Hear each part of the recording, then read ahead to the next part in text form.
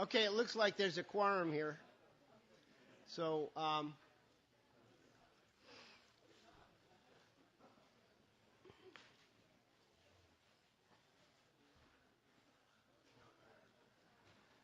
have to say that I was sweating bullets a little bit this morning when Lynn started his opening remarks and began to discuss the fact that there were two primary foci of attention of the intellectual work of the youth movement.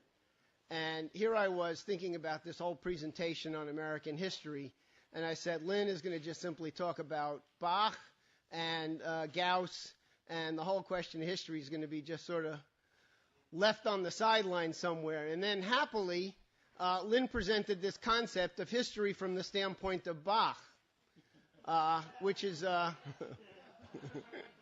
sort of felt relevant again. But it's actually a very, very challenging concept to think about what Lynn actually means by that. And I'm not going to try to jump through hoops and give some sort of a definition, but I think that the underlying concept of what Lynn is getting at will hopefully come across from the standpoint of what I want to talk about today. What I hope will be the result of our two combined presentations today is that people will develop a real passion and enthusiasm for making a whole bunch of really good new friends. And what I'm referring to is another generation of young people, predominantly young people. There were a couple of geezers running around who provided a real sort of an intellectual spark. But by and large, a very improbable, ragtag, small movement of young people changed world history and for the first time created a unique phenomenon, namely a true republic, which actually achieved a certain kind of endurance. Today, we're still in the process of struggling to maintain the constitutional institutions that were founded well over 200 years ago. And at the end of the Constitutional Convention, to be very frank, people like George Washington, who was a little bit older, Alexander Hamilton, who was in his 20s, and others, were hopeful that the Constitution would survive 20 years. They had no real sense that what they had created was something that would be as durable as it's proven to be. And I'm sure all of you remember in May of 2005, around the battle over Cheney's attempt to basically tear up the Constitution by destroying the role of the U.S. Senate with his so-called nuclear option. And when it was very, very touch and go, whether or not there were going to be enough people in the U.S. Senate with the courage to stand up and defend an institution that had endured for over 200 years with many, many challenges, including a civil war. And at that point, a couple of the elder statesmen in the Senate, specifically John Warner and Robert Byrd, spent a couple of days soul-searching, and they went back and they read through the Federalist Papers. And then they came back in and organized this bipartisan group that defeated, for the time being, this attempt by Cheney and the people behind him, the synarchists, to destroy this entire constitutional tradition. And at the end of the day, when Cheney had been delivered a significant, even though temporary, defeat, when they got together for a press conference with this group of 14 senators, Robert Byrd specifically invoked Benjamin Franklin and the discussion that Franklin had with a woman whose name has been long since forgotten in history, who came up to him at the end of the Constitutional Convention and said, Dr. Franklin, what have you given us? And he said, a republic ma'am, if you can keep it. And that's the concept. That's what we're dealing with. That's what we're dealing with continuously, and what we're dealing with at a particularly tenuous moment right now. If this assault on the institutions of the United States succeeds, as Lynn emphasized this morning, then the prospects of this planet going into a dark age loom very, very large. Because there's nothing else on the planet. There is no other place on Earth where you have anything even remotely resembling the political institutions of the United States. This phenomenon called the U.S. Constitution and this phenomenon called the American system of political economy, which are in fact one and the same thing. Without the ideas, the underlying principles of the American system, you would have never had a constitution.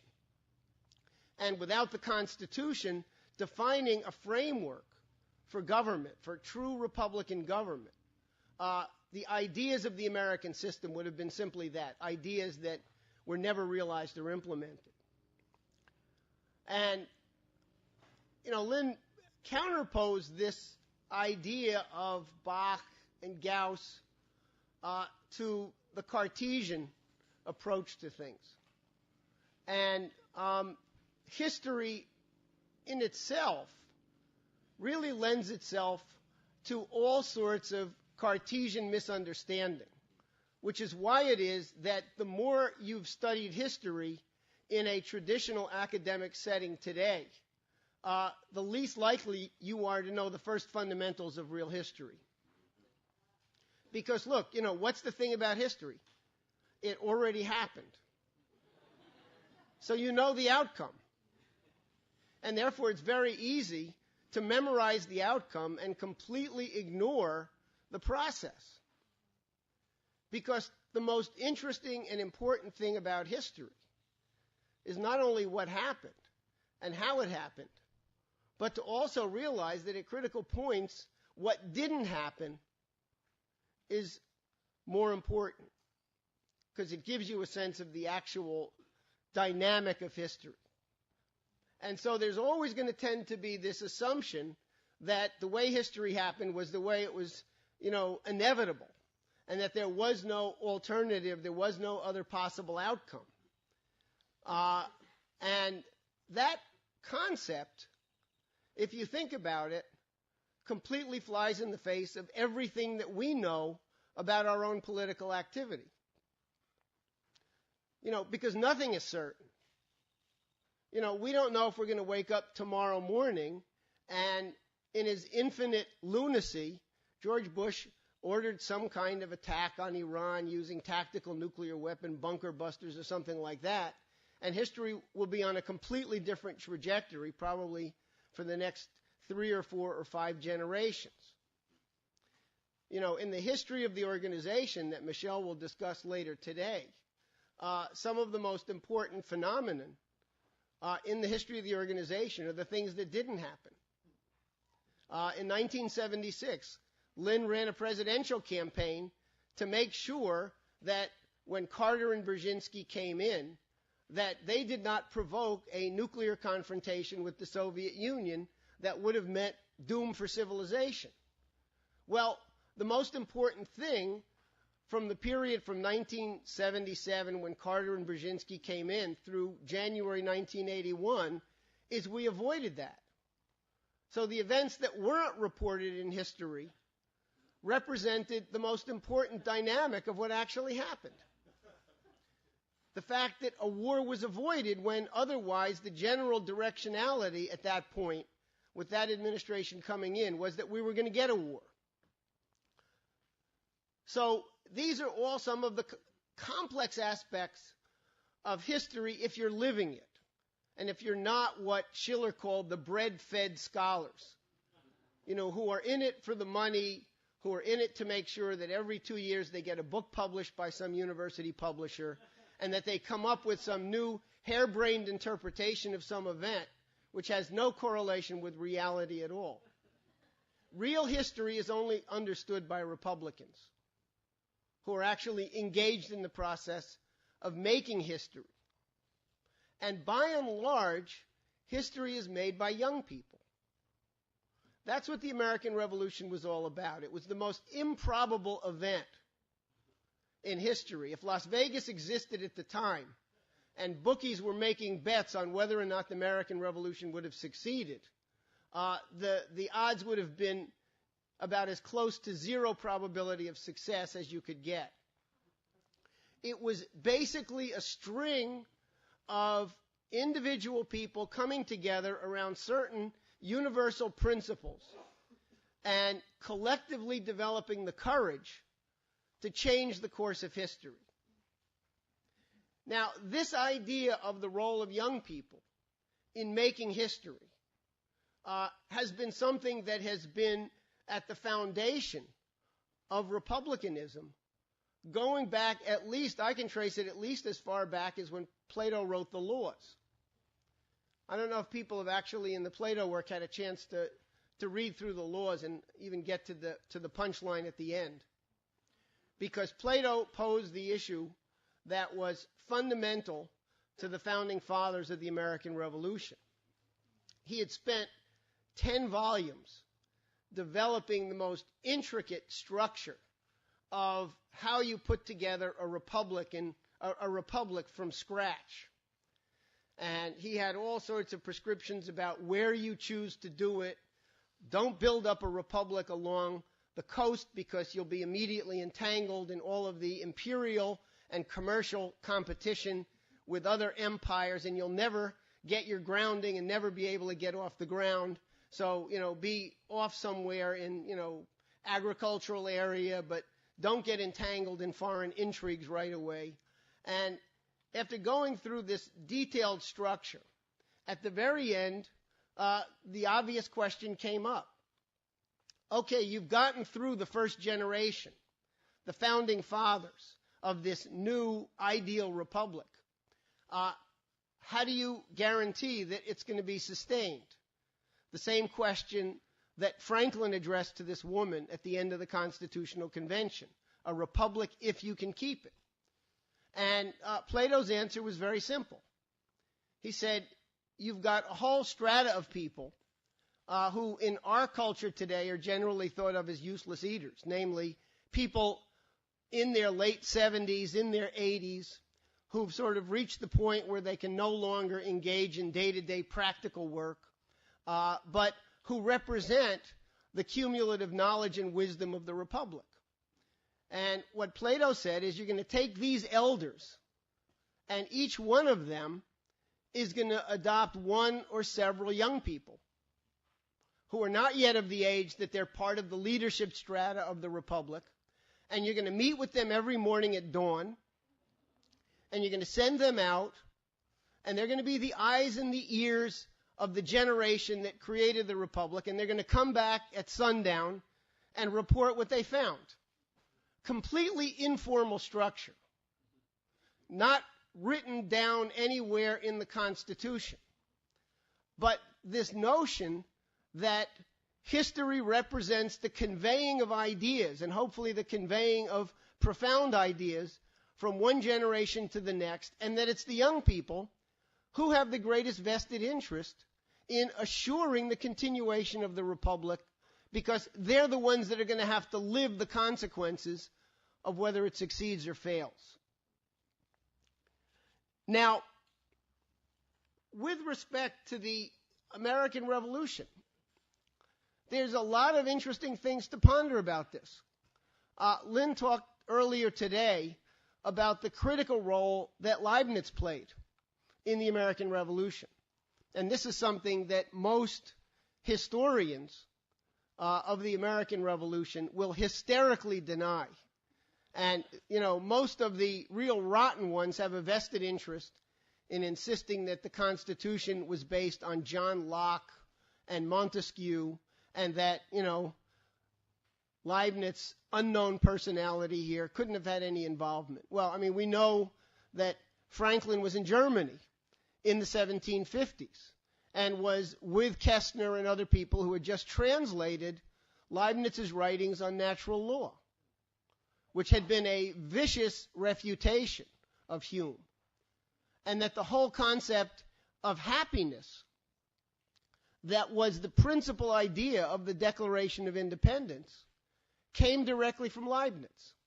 In fact, if you go to Philadelphia and visit the museum where the actual original Declaration of Independence is, and you see some of the earlier drafts of it, you'll see that at one point Jefferson, in the opening paragraphs, had talked about certain inalienable rights, and among them life, liberty, and property. And very clearly in Benjamin Franklin's personal handwriting, property is scratched out and pursuit of happiness is written in. So the Leibniz involvement is not ambiguous at all. But some of the critical ideas, particularly some of the grounding principles of the American system of political economy, had already been developed and had already been fully established in the early decades of the Massachusetts Bay Colony before Leibniz was born. So it's not as if Leibniz sort of was plopped down as the inventor of political economy. There were other things that had already happened and that had contributed to a certain concept in a much more raw form, but already certain principles were embedded here. The major early phase of colonization, as Graham Lowry documents in his book, and this is really, must reading as a sort of a starting point for anybody really diving into this question of what is the United States. And I think it's a pretty important question for people to have a mastery of, since our main mission in the organizing is to tap into that which the population is not self-conscious of, but which in fact they do carry around as an embedded principle that needs to be drawn out. But Graham went through this. You had a situation in Europe in which there was a reaction against the impact of the Renaissance on the part of various European oligarchies. And you reach the point in the 16th century, in the mid-1500s, when you were already in the phase of religious warfare among various imperial factions, and Europe was a complete mess. And in particular, a very intensive battle was taking place in the Netherlands. It was a revolt against the Habsburgs, and this is an important moment in history which a number of great Republicans have spent an enormous amount of time studying, not the least of which was Schiller. But many Americans also spent an enormous amount of time. Washington Irving, some American diplomats who were collaborators of Henry Carey in the 19th century who went over to Europe, studied these events with great interest because this was one of the seed crystals of the American Revolution. A lot of English Puritans were in the Netherlands fighting against the Habsburgs in the revolt of the Netherlands. And at the very beginning of the 17th century, it became pretty clear that it was a losing proposition. And so there was a fairly extensive migration of these people to North America.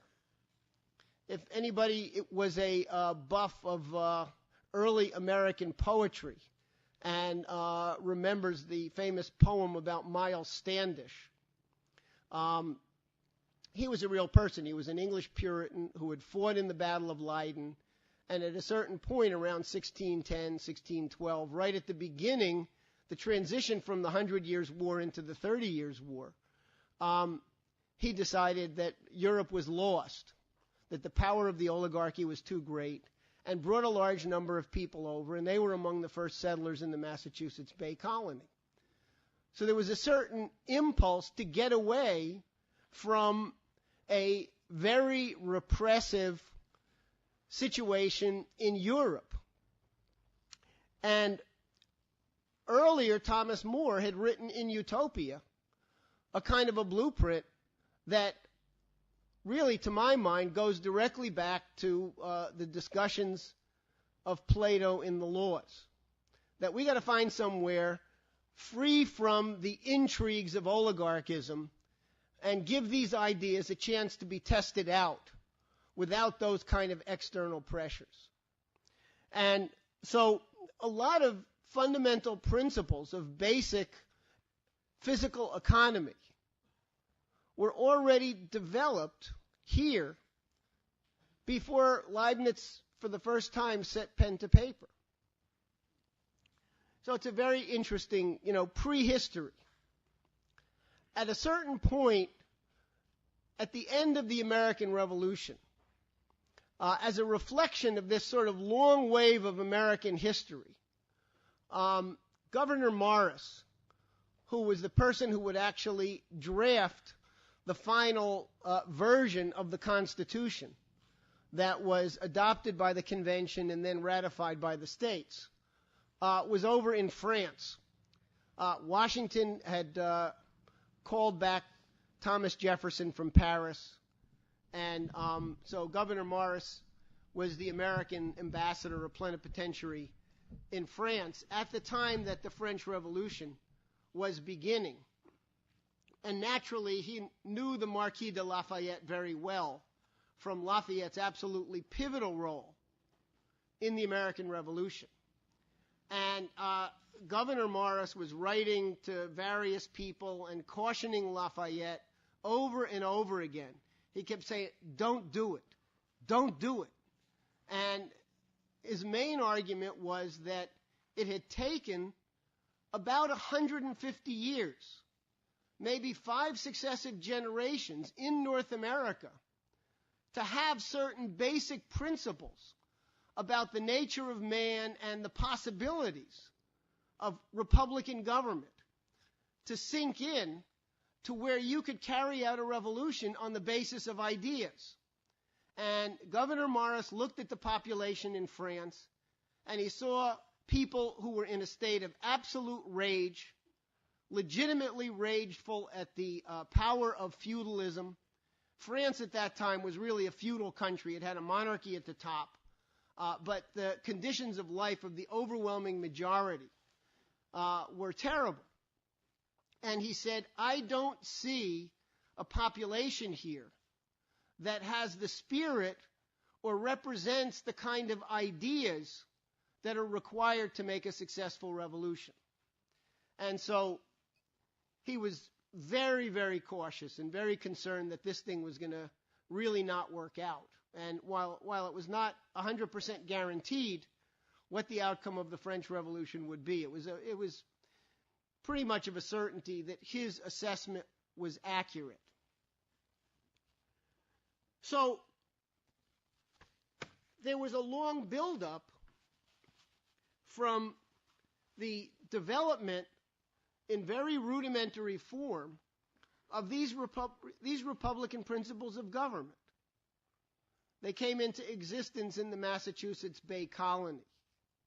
You had the Winthrops, you had Cotton Mather, you had all sorts of prehistory, which Graham Lowry, as I say, has done a masterful job of presenting in this book, Volume 1 of How the Nation Was Won. And by the way, I think the reason that I've put so much intensive effort into trying to bring this question of the American Revolution to the limb is because there is an unwritten second volume of Graham's book. What he wrote was really, in a certain sense, a very large prelude to the actual events of the American Revolution. I think the book stops in the 1750s, 20 years before the first shots were fired, right about the time that Alexander Hamilton was being born, probably 3-4 years before Lafayette was born, at least a decade and a half before John Quincy Adams was born. So there's a lot of work to be done on this. And what I really want to do is hopefully get a bunch of people really revved up on the idea that this is a mission for the youth movement, to really get to know these people and to be in the unique position to do this history, because it becomes one of the most powerful weapons in our hands for achieving what we have to achieve today. So, this whole thing was completely illogical, doomed to failure, and yet it succeeded far beyond even the expectations of the first generation itself. Obviously, you had a Lyndon LaRouche personality on the scene in the form of Benjamin Franklin, who was a universal genius and who was, really, in many respects, the philosophical architect of the American Revolution. But on the other hand, throughout much of the period from the time that the shooting started through practically right up to the convening of the Constitutional Convention, Franklin was in Europe. He was doing vital diplomatic work that made the revolution possible.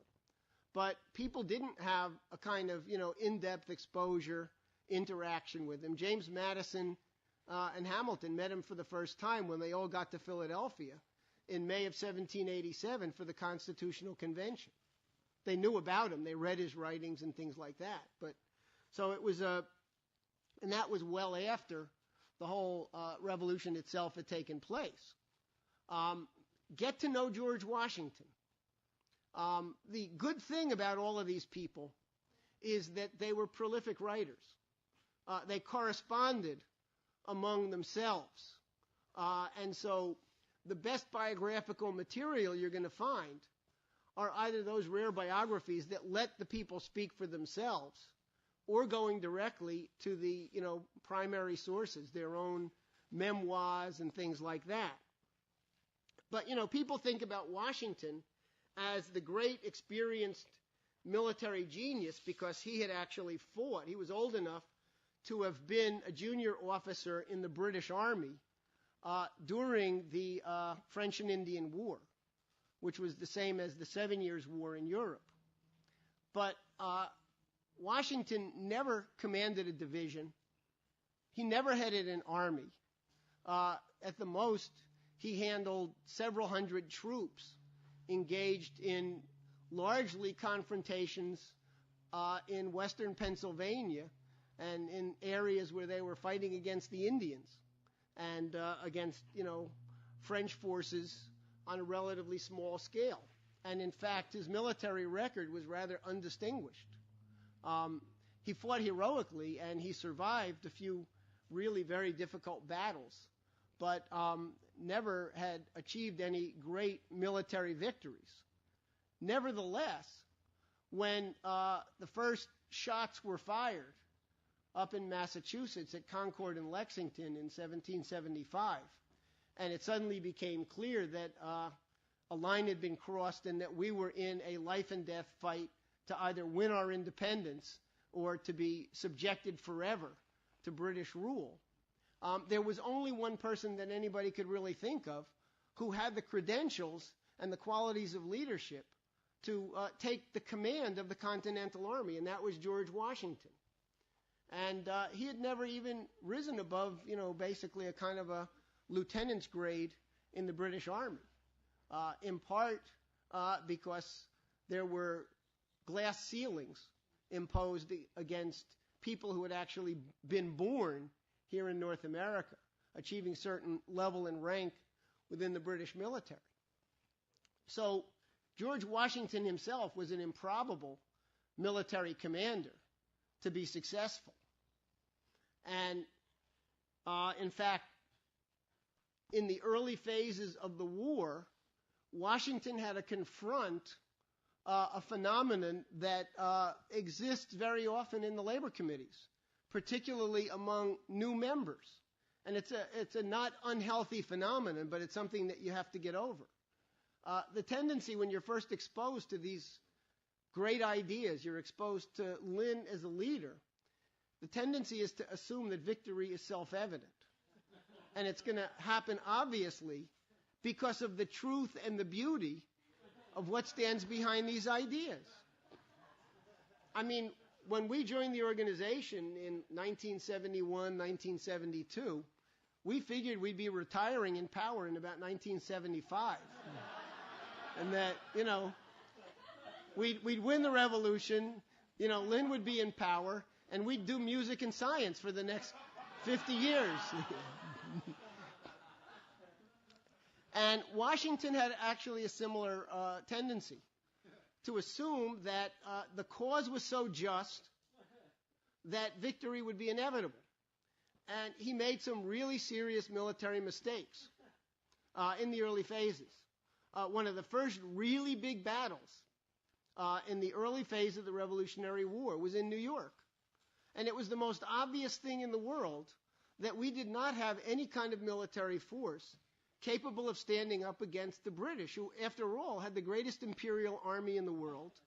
They had the money to spend on hiring German mercenaries, Hessians, and they had a formidable navy that had just been sent across the Atlantic and had docked in New York Harbor.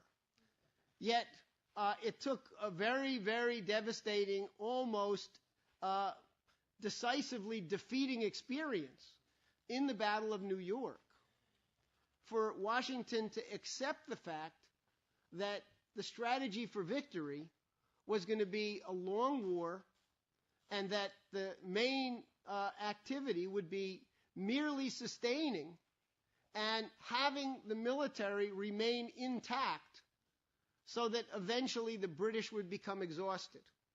And so it's very difficult for a military commander to adopt a strategy that basically says you only rarely engage the enemy beyond little skirmishes where you become a nuisance. And this cut against the grain of all of his military training and everything else. But after the revolution was almost lost, and after we lost about 60% of our troops in these initial engagements with the British, lesson was learned. And so we developed a fundamentally different approach to warfare. Phil Rubenstein is our frequent movie critic. And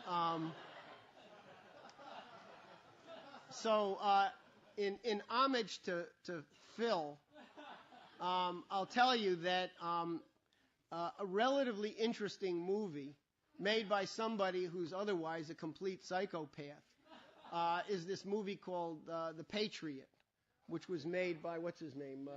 Mel Gibson.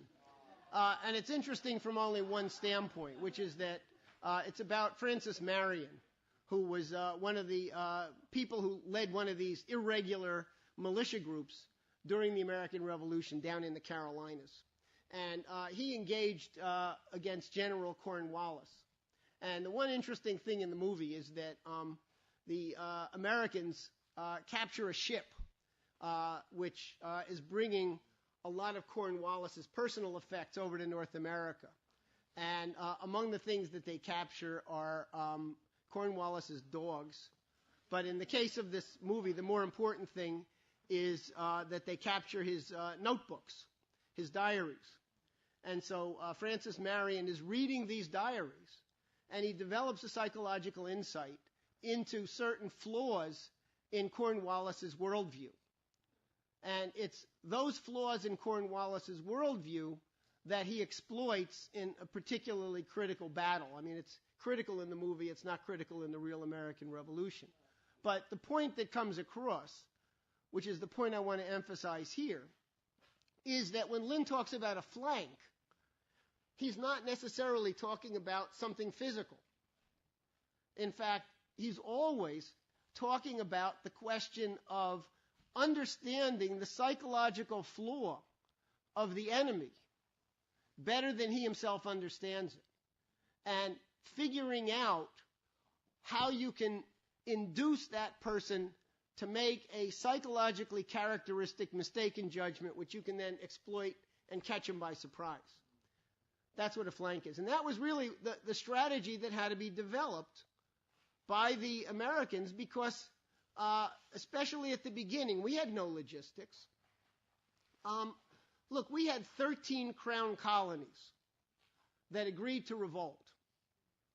And these crown colonies each existed as sovereign entities, sovereign insofar as when they declared their independence, they had no larger allegiance. And they had complete chaos when it came to currencies.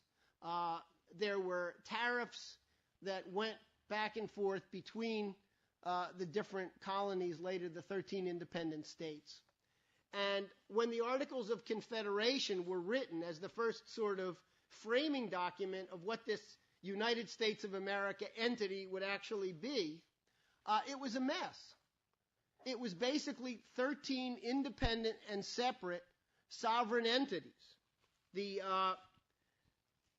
was written in 1777. There was a Continental Congress convened that was in various locations, largely depending on where it was safe for them to be able to meet. And you had 13 states of, radically different sizes and different economies, and each state had an equal vote, one vote each in this Constitutional Congress. And it wasn't until March of 1781, that the Articles of Confederation were actually ratified. All of this going on while a war is taking place, right on the territory of what would future be the United States. And what the Articles of Confederation laid out was something that became one of the biggest problems that almost led to the defeat of the American Revolution. Here's the structure of it. To all to whom these present shall come, we the undersigned delegates of the states affix our names and send greetings. And then Article 2 says, each state retains its sovereignty, freedom, and independence, and every power, jurisdiction, and right, which is not by this confederation expressly delegated to the United States in Congress assembled. In other words, anything that wasn't explicitly laid out as the authority of Congress fell back exclusively as the authority of the states. Now, one thing that Congress was not allowed to do was to raise revenue. Only the states could issue taxes. Only the states could raise an army, could generate revenue, could borrow.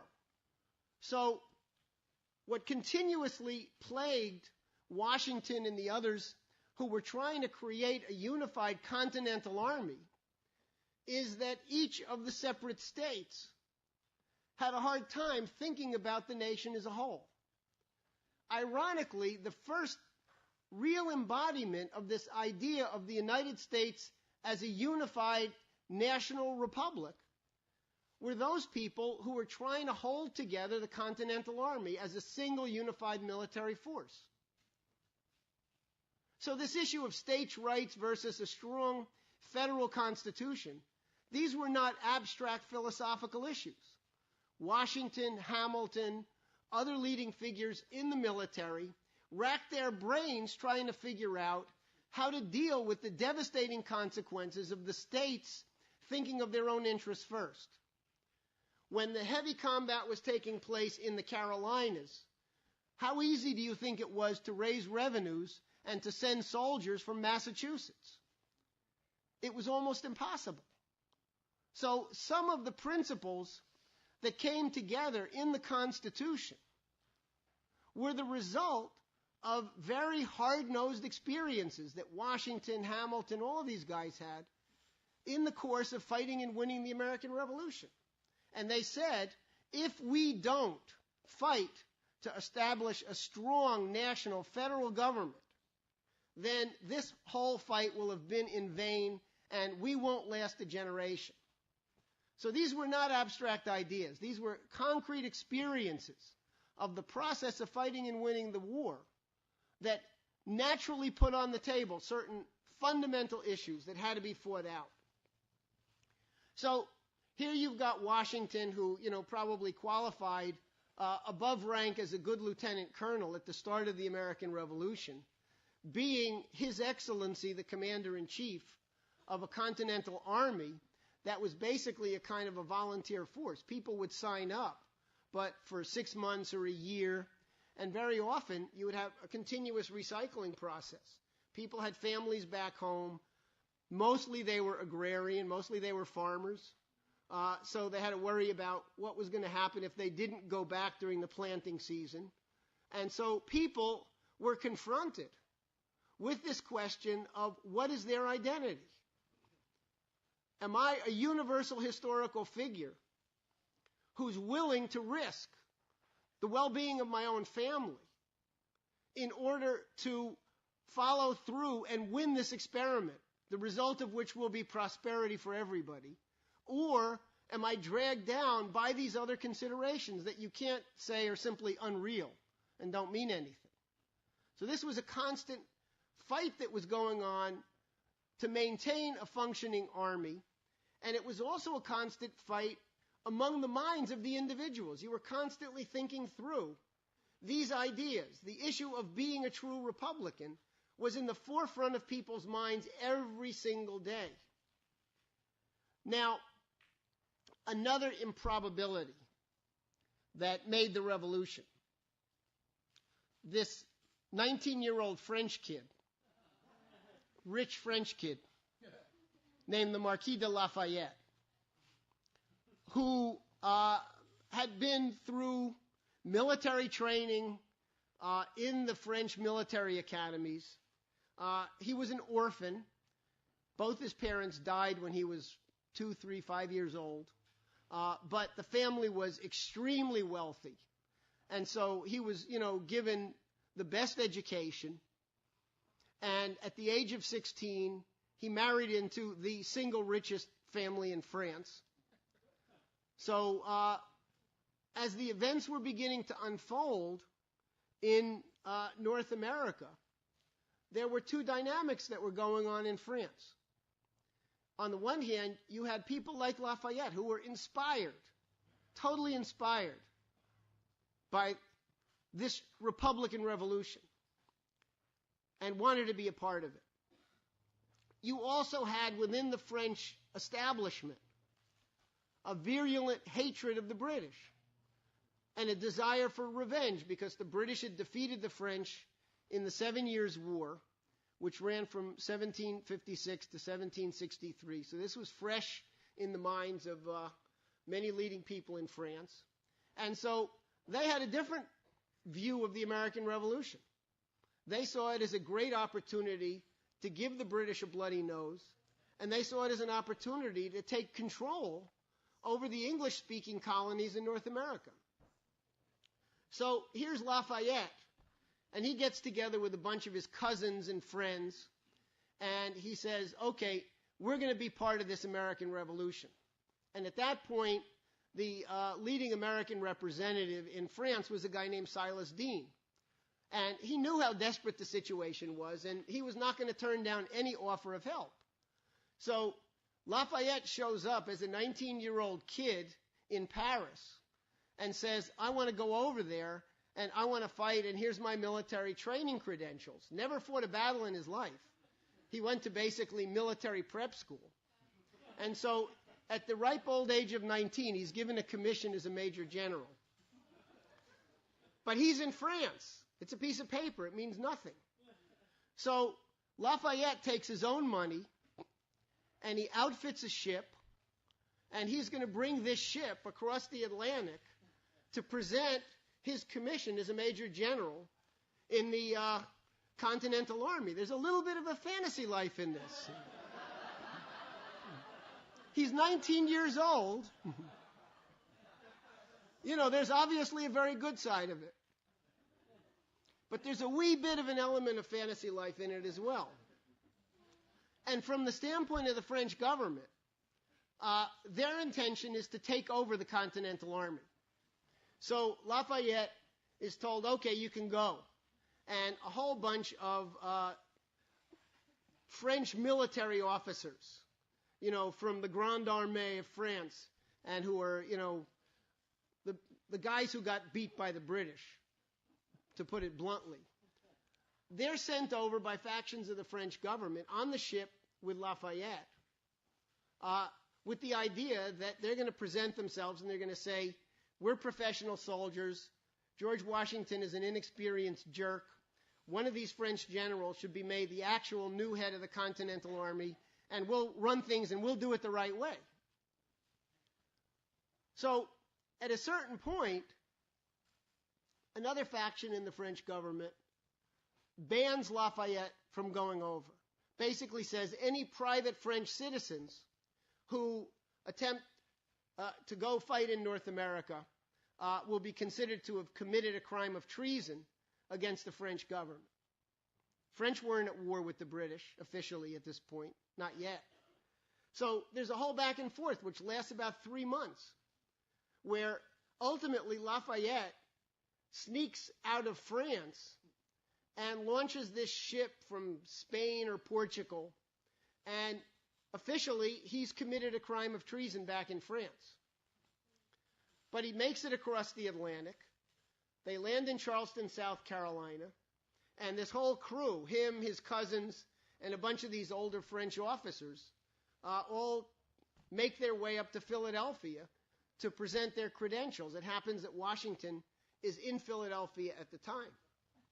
This is where the Continental Congress is.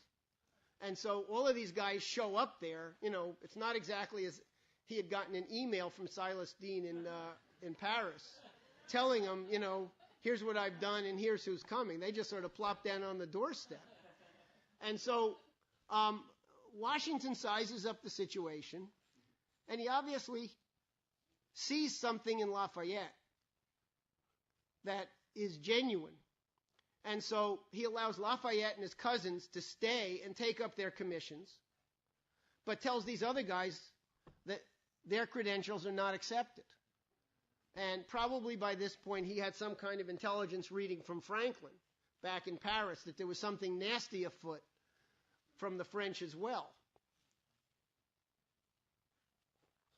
So now maybe he's had his 20th birthday in the interim, but he's still a completely inexperienced kid, and Lafayette is allowed by Washington to assume a major military command. He's got rudimentary military training, and he proves to actually be a very competent military commander, extremely courageous, fairly effective, and learns a great deal in the course of, you know, the early phases of the combat. The first winter encampment at Valley Forge, Lafayette almost dies.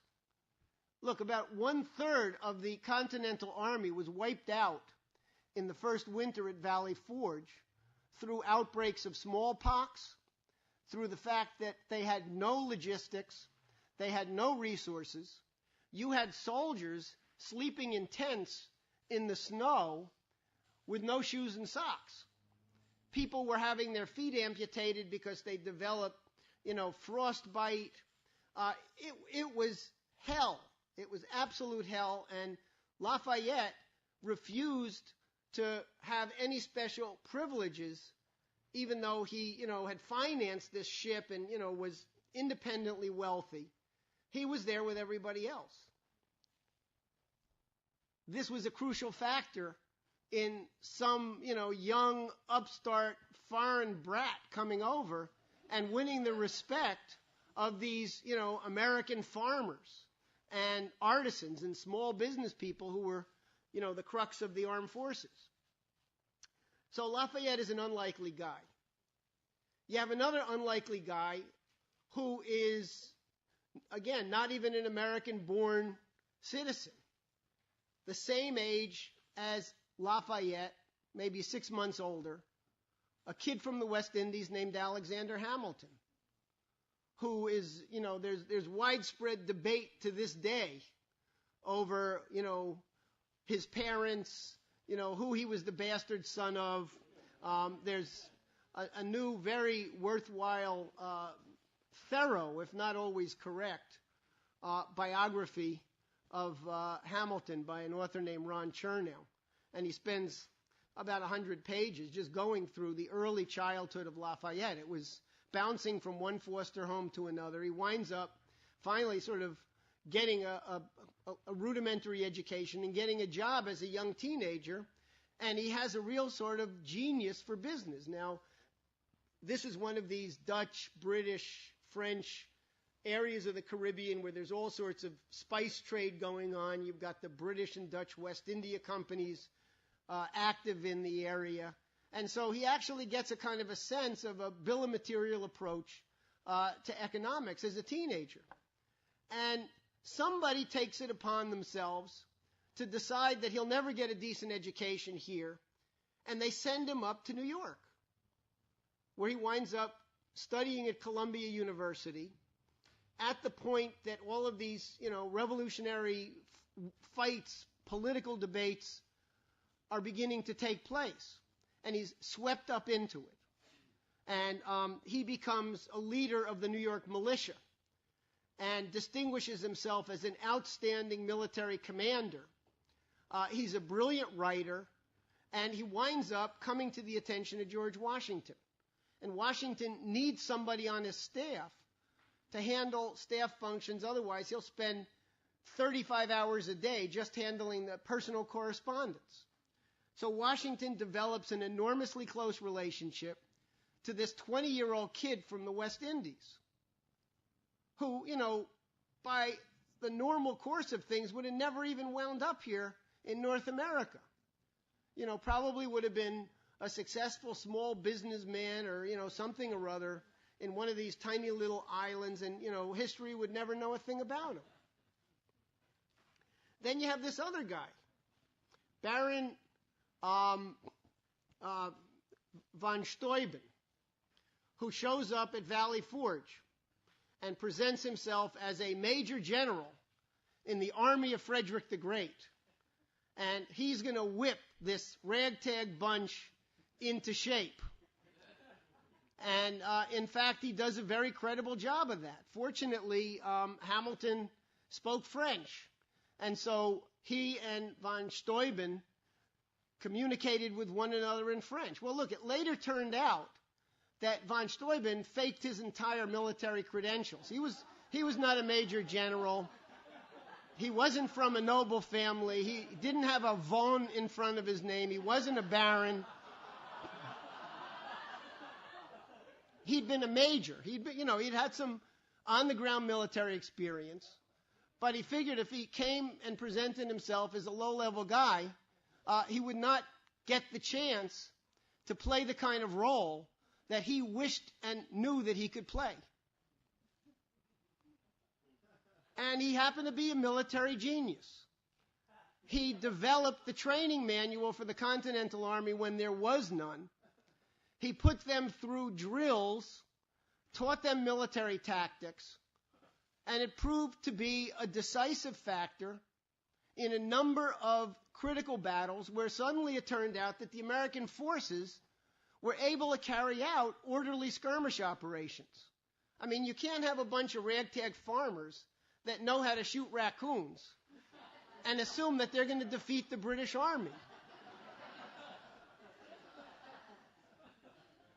So, over this period of time, this phenomenon of the complete unexpected, unpredictable, actually happens because there are certain underlying principles that are binding together a group of people, a relatively small group. When Lynn said this morning, you don't need a lot of people to make a revolution. You need young people, and you need young people with courage and young people who master great ideas. And that's what was going on here. A relatively small number of people who really made this happen against all odds. And of course, you had Franklin working miracles in Paris, organizing something that represented an actual endorsement of the principles of the American Revolution rather than just a nasty defeat of an imperial rival, Great Britain. After Lafayette almost died at Valley Forge in that first horrible winter, every succeeding winter after that, Lafayette went back to France. And when he first got back to France, this was embarrassing. Remember, his family and his wife's family are inner circle of the French aristocracy. And this poses a big problem for the King of France. the Bourbon King. Here this guy is about to come back to France. He's just been, accused and found guilty of treason. There's no disputing the fact that the law said no private French citizens go fight in North America. There's no disputing the fact that he did it. His exploits were known. The French media was getting reports, and Franklin was making sure that Lafayette's reputation was circulating around. People were following this. People, were prolific writers. Correspondence, letters. Lafayette, perfect example of that. In fact, when I went to find a biography of Lafayette a couple of years ago, out of about 20 or 30 English language biographies, I found only one that I thought was reasonable. And this guy said, look, I think that the idea that to be a historian you have to be a psychiatrist is really crazy. And to have to try to get inside the head of somebody and guess their motives without any evidence to back up your guesswork is really not good historiography. And so this guy said, I'm going to just tell his life story by quoting, because he was prolific in his writings. He had correspondence, he had diaries, and everybody else around him, same thing. Hamilton, Washington, Franklin, Madison, all of these people. They're an open book. It's a rich and wonderful period of history to look at. And in fact, the best biographies of George Washington were written by people who collaborated with him. John Marshall, the key early justice of the Supreme Court, and one of the leading figures in the American Revolution and in the shaping of constitutional law, wrote a fabulous 3-volume biography of Washington, who he knew personally.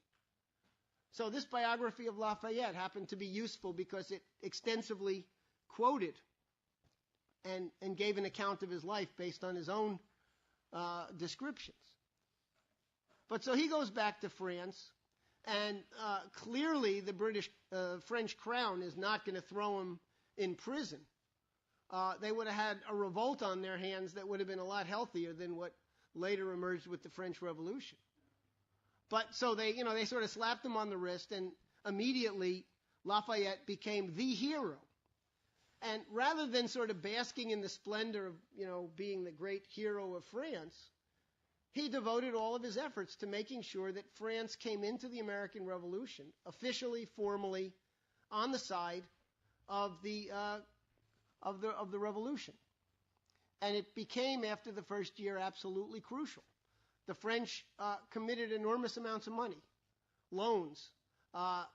They provided a major portion of the French Navy with a large number of sailors and some soldiers.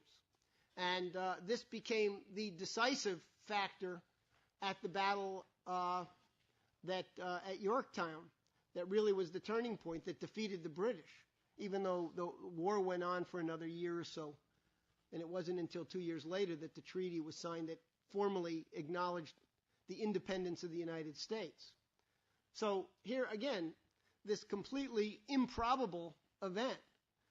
This kid comes over here, and also in his spare time during his winter vacation when no fighting is going on, he and Franklin are like this, working on making sure that the French feet were held to the fire and that they provided part of the decisive European support that made the military victory possible. So, the American Revolution is going on for a long time. From 1775, when it begins, through really the fighting continues well into 1782. The last British troops don't even evacuate New York City or areas in the western parts of Ohio until well after the treaty is signed in 1783. So it's an 8-year war. It is a protracted war in which many times along the way the whole thing is really touch and go. Look, Lafayette at a certain point becomes the commander of the military forces in the area of Maryland and Virginia. And at a certain point, his forces, very small, are in Richmond, which is the state capital where the whole state legislature is. And Cornwallis not only has a very much larger army, but he also has British ships coming in and out of the harbor, Chesapeake Bay, down in that area of southern coastal Virginia. And Cornwallis launches an attack on Richmond. And Lafayette, again, because the Continental Army had gotten a certain kind of military discipline and training, organizes a retreat and starts pulling the army westward, and has sent the entire governor and state legislature of Virginia moving westward from Richmond to Charlottesville to take refuge there, probably about 80 to 100 miles to the west. And they're running these skirmish operations, slowing down Cornwallis's advance. They're running sniper operations in the woods, all sorts of, fairly effective tactics. And eventually, they reach the point where General Greene's army has finally come down. Washington sent them down from New York because they had decided to concentrate a lot of effort in the South at that point. And so Nathaniel Greene's army meets up with Lafayette's army at the point that Cornwallis has suddenly significantly overextended his logistical lines, which are all back there in Yorktown, over by Norfolk, Virginia Beach, way on the coast. And all of a sudden, Lafayette and Greene have the British exactly where they want them. Overextended supply lines. Now with the reinforcements, they're able to turn around and go back the other way. And so the tide of the battle turns, the tide of the whole war turns. Cornwallis has to make a very disorganized retreat back to Yorktown. And at this point, the British fleet has moved out. It's no longer parked there at the bay. And the French have agreed at this point that they're going to send their fleets up from the West Indies. The French fleet arrives in Chesapeake Bay, and suddenly Cornwallis and the whole British army are pinned down. They're encircled. They've got the French Navy in the bay, pinning them down against the water in that direction, so there's no possible naval retreat.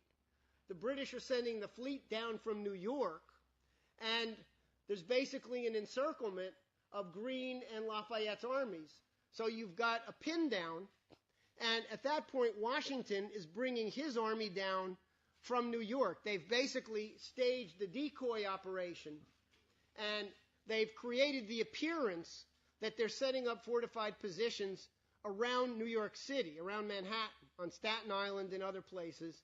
So the British have bought the idea that the next big battle is going to be in New York, when in fact Washington is racing his army south and gets there at a point that the French commander is about to turn around and bring his Navy force back down to the West Indies because they're concerned about losing their imperial colonial holdings in the West Indies.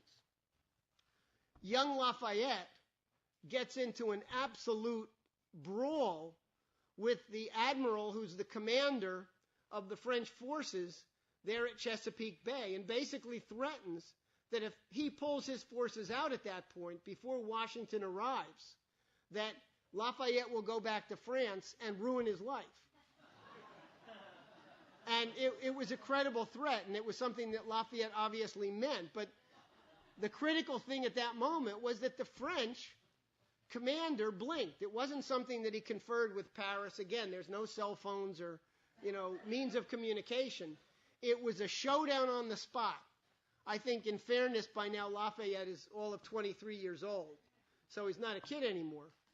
But, here you've got a 50 or 60-year-old French admiral with all the pomp and bullshit of some European aristocrat, and here's this kid putting his finger in his face and telling him he better not pull out.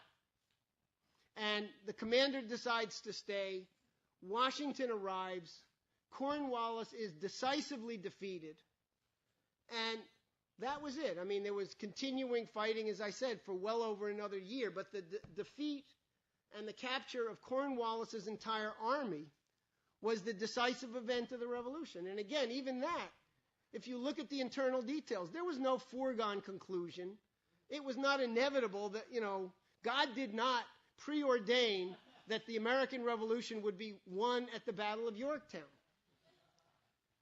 And at the beginning of what ultimately became the British defeat at Yorktown, it looked like a brilliant, daring move by Cornwallis to capture the governor and the state legislature of Virginia and to defeat Lafayette's army right there at Richmond. So you had a lot of young people who had a hell of an experience going through this American Revolution. And they came away with it with a very profound sense that now they had to make this experiment work. And they had a lot of experience that shaped where they knew the country had to go. Particularly the experience that Washington and Hamilton and others who were directly concerned with the generalship of the war, they had really had it with weak government. The Continental Congress, as I said before, had no authority to generate revenue. They couldn't collect tariffs. They couldn't issue other taxes. They couldn't issue debt instruments. Everything was at the mercy of the states. And there were a number of occasions where, because of that flaw, the revolution could have been lost. And so, without having gone back and had the luxury of doing an enormous amount of studying, Washington and Hamilton and a number of the other founders, Madison played a relatively minor, although important and positive role as a young military officer. Madison was from Virginia. John Marshall played an important role as a military commander in the Revolution, another person from Virginia. All of these people came away recognizing that the structure of government under the Articles of Confederation wouldn't function, and that there was going to have to be a complete overhaul of government. But they were also fighting against a lot of really entrenched interests. And, you had a phenomenon of the Tories, the, hardcore pro-British people who were over here. Some of them left, but a lot of them stayed. And so, there was a raging debate. Alexander Hamilton, after the American Revolution, after he basically retired his commission, even before the Revolution, he got his law degree and then set up a law practice in New York City. He married the daughter of General Schuyler, who was another great military commander, very close collaborator of Washington, one of Washington's inner circle. When he set up law practice in New York, right after the Treaty of Paris had formally ended the American Revolution and recognized the independence of the United States by the British, some of the major cases that Alexander Hamilton took were those of Tories whose property was under attack because during the long period that the British controlled New York City, they had basically, been shopkeepers or, had been in one way or other involved with the British. But the Treaty of Paris had specified that these people would retain their property rights in the United States after independence. And Hamilton understood that if the passions of the moment were allowed to prevail over a principle that had been embedded in a treaty signed by all 13 of the states, that this would be a disaster. And so, in a certain sense, the very first fights over the question of federalism, whether we would have a unified federal government or whether we would have 13 sovereign states loosely affiliated, took place in some of these court battles in New York City, where ostensibly Hamilton looked like he was siding with these British Tories over their property rights. But in fact, what he was actually fighting to establish was the principle that the treaty law signed by all 13 states had supremacy over laws of any individual state, because New York had passed a law authorizing the confiscating of property of all Tories who had collaborated during the war. So it was a principle of law that Hamilton defended. And he said, no, this Treaty of Paris, that's a binding law on the United States as a whole, has supremacy over a state law. And that principle was one of the most important things that was a bedrock of what came up time and time again in the debate in Philadelphia. Now, the U.S. was being economically devastated after the war by the fact that we had incurred massive amounts of debt. You had these individual states that were the holders, of debt obligations, both to private citizens in North America and to a number of European governments. You had a whole alliance called the Treaty of Armed Neutrality that Russia was involved in, the Dutch were involved in, France, Spain, which basically asserted the right to provide military supplies to the American revolutionaries. And there was an enormous amount of debt to Europe that these individual states had. And they couldn't pay it. And so one possible option was defaulting on the debt. Another option, which some states resorted to, was increasing taxes on their individual citizens. Massachusetts began taxing the revenues of small farmers, and this led to a revolt. I mean, here you had these farmers, many of whom got their land because they had fought in the Revolution, and they were given certain tracts of land to develop as part of the payment for their service to the country. And suddenly, these farmers in western Massachusetts are being heavily taxed because of this debt obligation. So the whole thing was a complete jumbled mess. Under the Articles of Confederation, you still had no central government with the authority to levy tariffs or to do anything to actually represent a unified force. So at a certain point, it became obvious, particularly to Hamilton and to Madison and to a number of other people, that the Articles of Confederation had to be changed. And so a bunch of people did a lot of organizing and eventually got approval from the Continental Congress to convene a convention in Philadelphia in May of 1787. And all they had permission to do was to sort of rejigger the Articles of Confederation a little bit, try to strengthen them up. There was no authorization to rip up the Articles of Confederation and start again and write a completely new and fundamentally different document. But in the minds of Madison and Hamilton, and again, these guys now are, in their late 20s. They're not old. They've been through an amazing decade of experience in their, young adult years, in their late teens and early 20s. But they're still extremely young.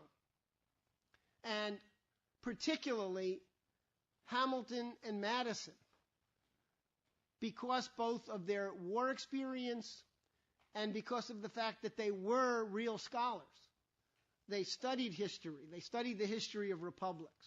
Hamilton had studied all sorts of theories of economics and basically had decided that most of them were garbage. But they started writing memos and communicating with this network of people who they had collaborated with during the Revolution, and going into the Constitutional Convention in Philadelphia, a number of these people had at least some rudimentary ideas of where they thought things had to go. Washington had retired from public life, had actually delivered a farewell address to the troops, and had retired and surrendered his title as commander-in-chief, and had gone back to Mount Vernon, and genuinely thought that he was going to spend the rest of his years farming. And so once again, his role, his unique role as a kind of a calm, assertive leader was urgently required to give credibility to a constitutional convention that was a renegade operation. It was actually a second phase of the American Revolution that had to be accomplished, otherwise the revolution would have been lost. Because under the Articles of Confederation, things would have disintegrated. You probably would have had coalitions of different states getting together, and it would have been something, almost modeled on a lot of the worst stuff that happened in Europe.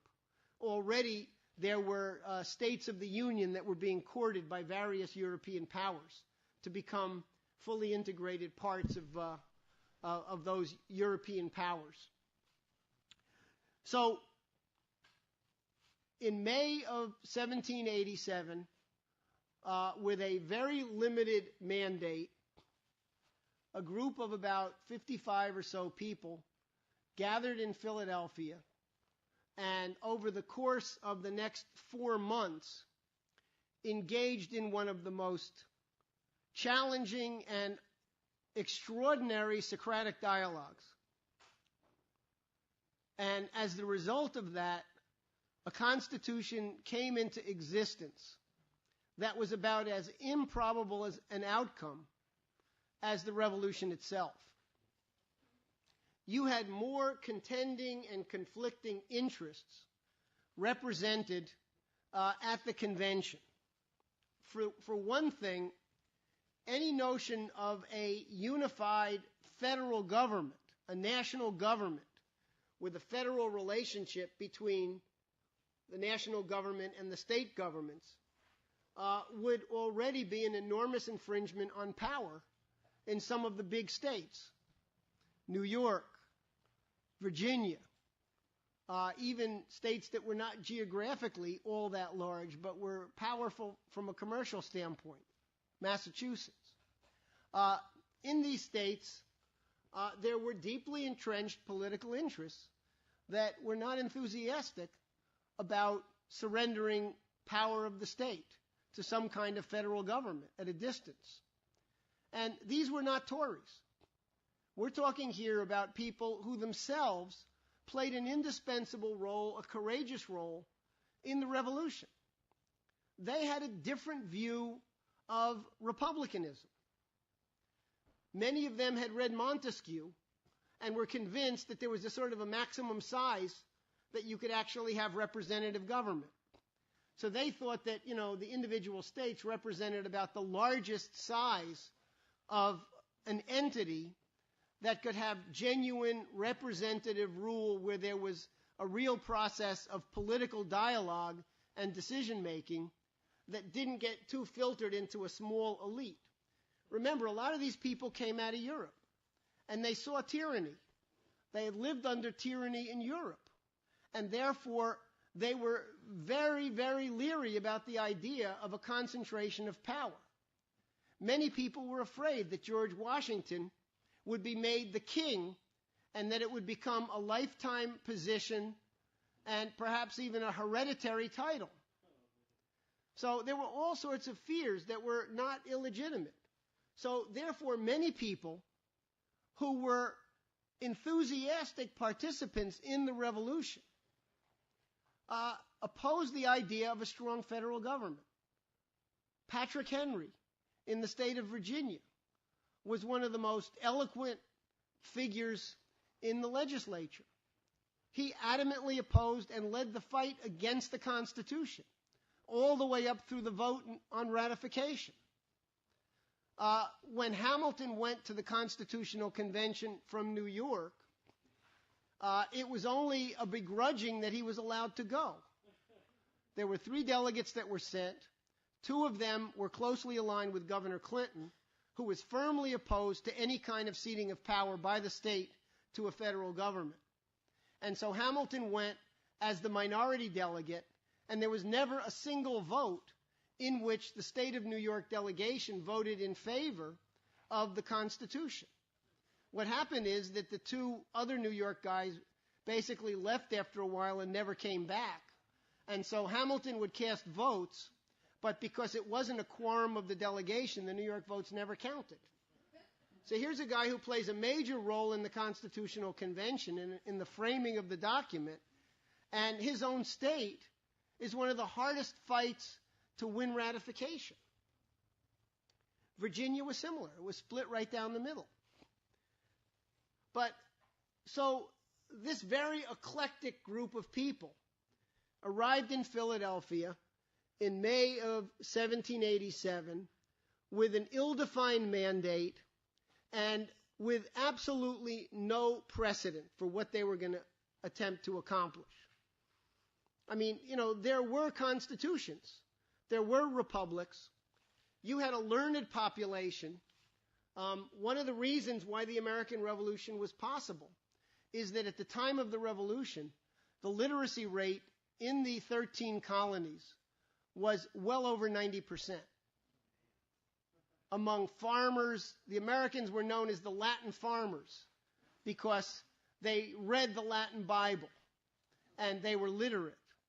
And, generally speaking, they were familiar with Shakespeare. And everybody had the New Testament, the King James Version of the Bible, in their home. Whereas in Britain, the most inflated estimates were 40% literacy. And if you consider illiteracy among the oligarchy, which was covered up, maybe they had a 20% literacy rate. So we were unique in that respect as well. And again, this was the prehistory of the Revolution. But so, there were people like John Adams from Massachusetts who had studied constitutions and had written a book in preparation for the Constitutional Convention, going through histories of republics and constitutions. And in fact, there's a very interesting chapter about Venice, in which he says, don't be fooled by labels. Not all republics are really republics. Venice is a perfect example of an absolute tyranny that goes by the name of a republic. James Madison, who was from Virginia, but wound up in the Continental Congress along with Alexander Hamilton prior to the convening of the Constitutional Convention, was living in New York, got to know Hamilton very well in the Congress, and he had had a very close friendship for a long time with Thomas Jefferson. And so the deal was that James Madison would oversee the education of Jefferson's children, because Jefferson was in Paris as the U.S. ambassador there. And in return, Jefferson would grab up every book that he could get his hands on and ship back steamer trunks full of books to Madison. So Madison was one of the real constitutional scholars of the convention and wrote a series of memos and drafted what was called the Virginia Plan, which was sort of, a basic framework document, a lot of which was eventually incorporated. But you had a lot of other people. George Washington was a farmer and a soldier.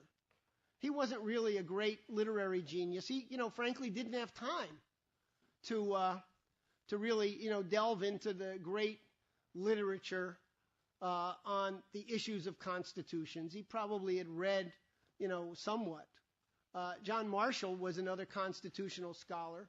But I'd say the overwhelming number of people who showed up as delegates to the Constitutional Convention really were not book learned on the principles that they were going to have to fight out. One thing that had happened at the end of the American Revolution is that an organization had been formed, which in itself was very controversial, called the Society of the Cincinnatus.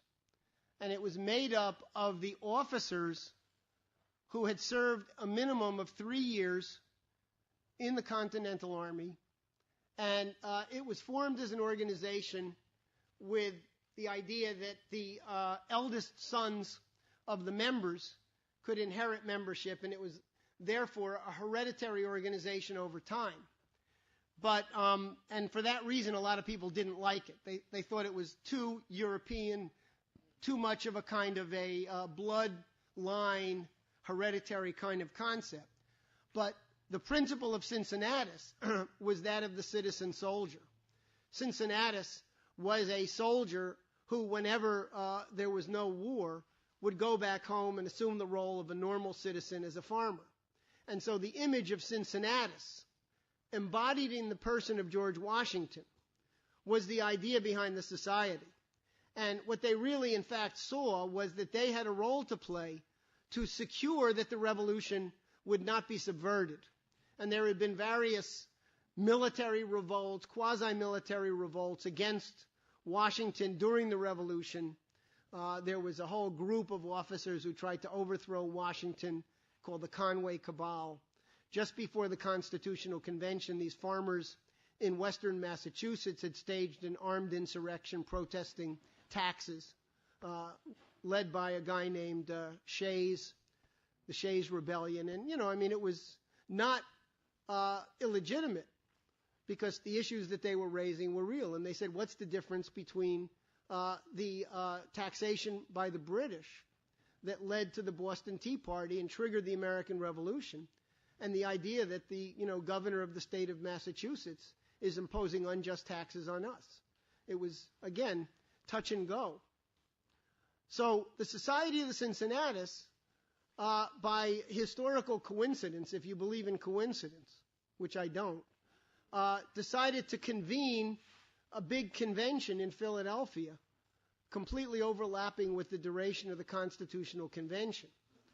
So you had a hardcore Republican group, Federalist group, of members of the Society of the Cincinnatus, veterans of the officer corps of the Revolution, who were also delegates to the Constitutional Convention.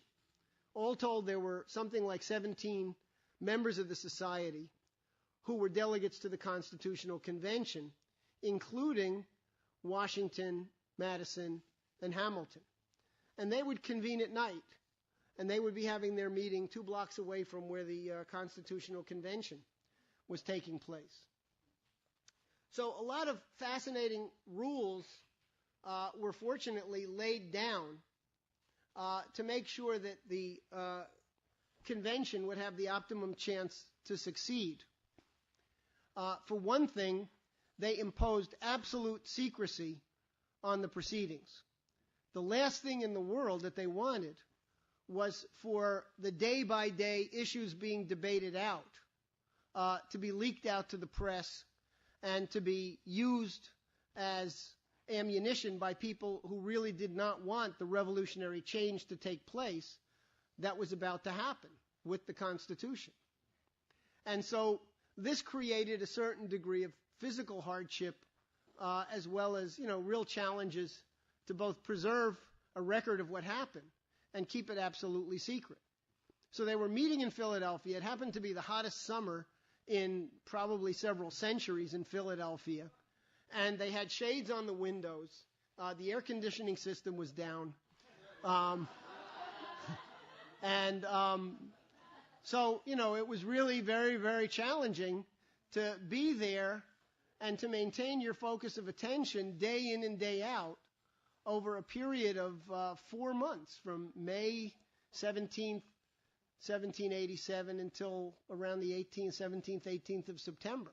So it was this entire summer period that this was going on. Second rule that they accepted was that no vote would be final until the entire document as a whole was ratified. And this was also something that was really a stroke of genius, because it meant that you could have a continuing process of dialogue and debate, and that if something was discovered in August that really superseded and improved on something that had been voted on in July, there was no problem changing it. The idea was to come up with something in a totality that would satisfy everyone. Now, as I said, there were a lot of contending interests at stake.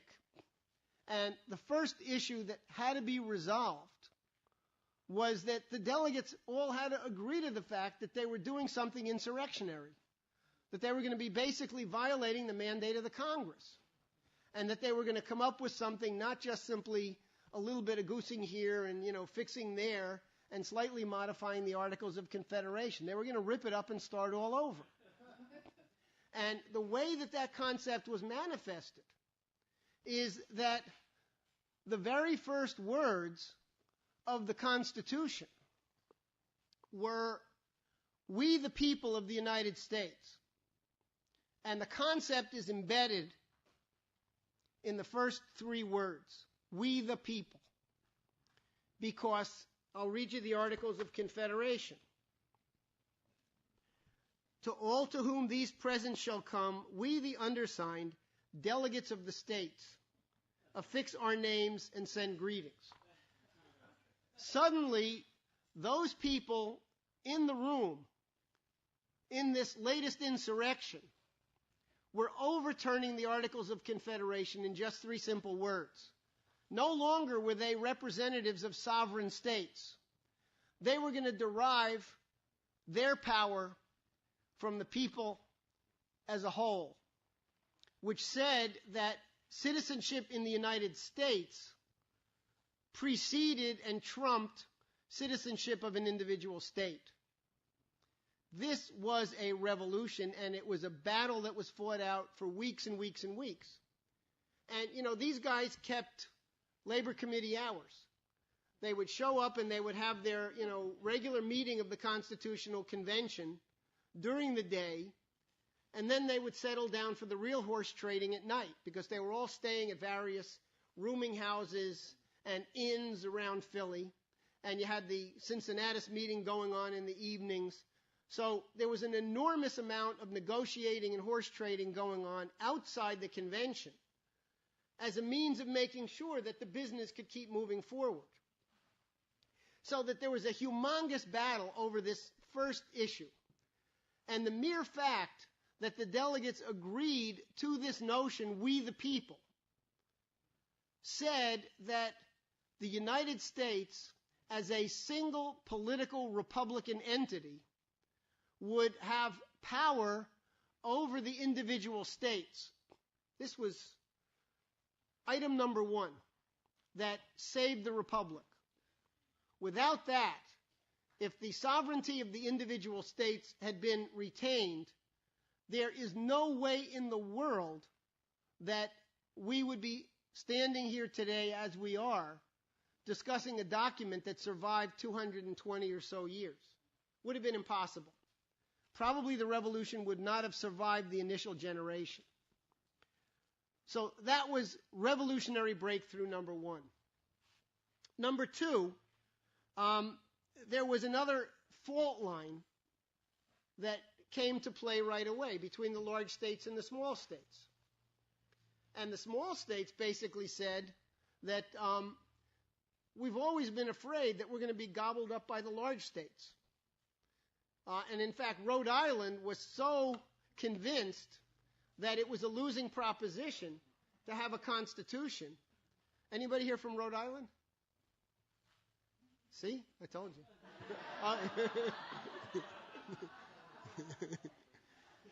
Rhode Island never sent a representative, never sent a delegation to the Constitutional Convention, because they were so convinced that the game was rigged against them. But the small states were afraid that anything that altered the arrangement in the Continental Congress, that each state had an equal vote on every issue, would finish them off, and they'd be just simply devoured and become inconsequential, and that you could have any real decision being made by a bunch of guys from New York, Pennsylvania, and Virginia, and to hell with everybody else. So the next big issue that had to be determined was the composition of the legislature.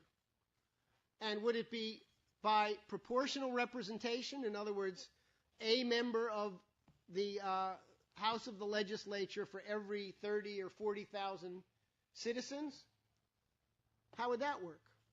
And this was another real sticking point that went back and forth and back and forth. And eventually, the delegation from New Jersey came up with what was ultimately referred to as the Great Compromise, that they would create a bicameral legislative branch, and that the lower house, the House of Representatives, would be represented on a proportional basis, and the upper house, the Senate, would be represented by equal representation from each state.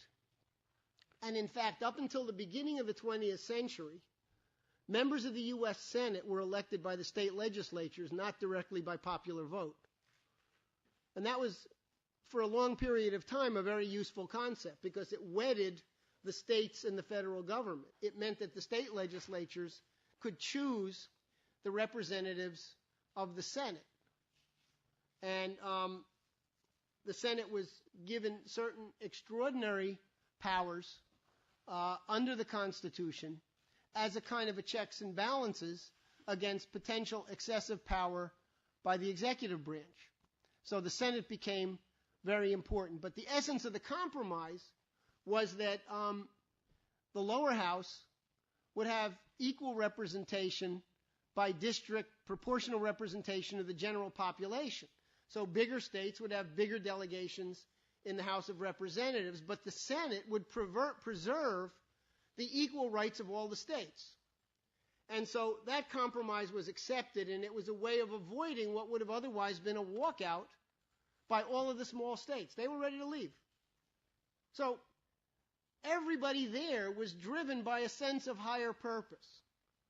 We had just gone through 8 years of hell to make a revolution, and we didn't want it to fail, and therefore, because everybody was committed to coming up with something that would have a chance of being durable, there was an enormous willingness to compromise.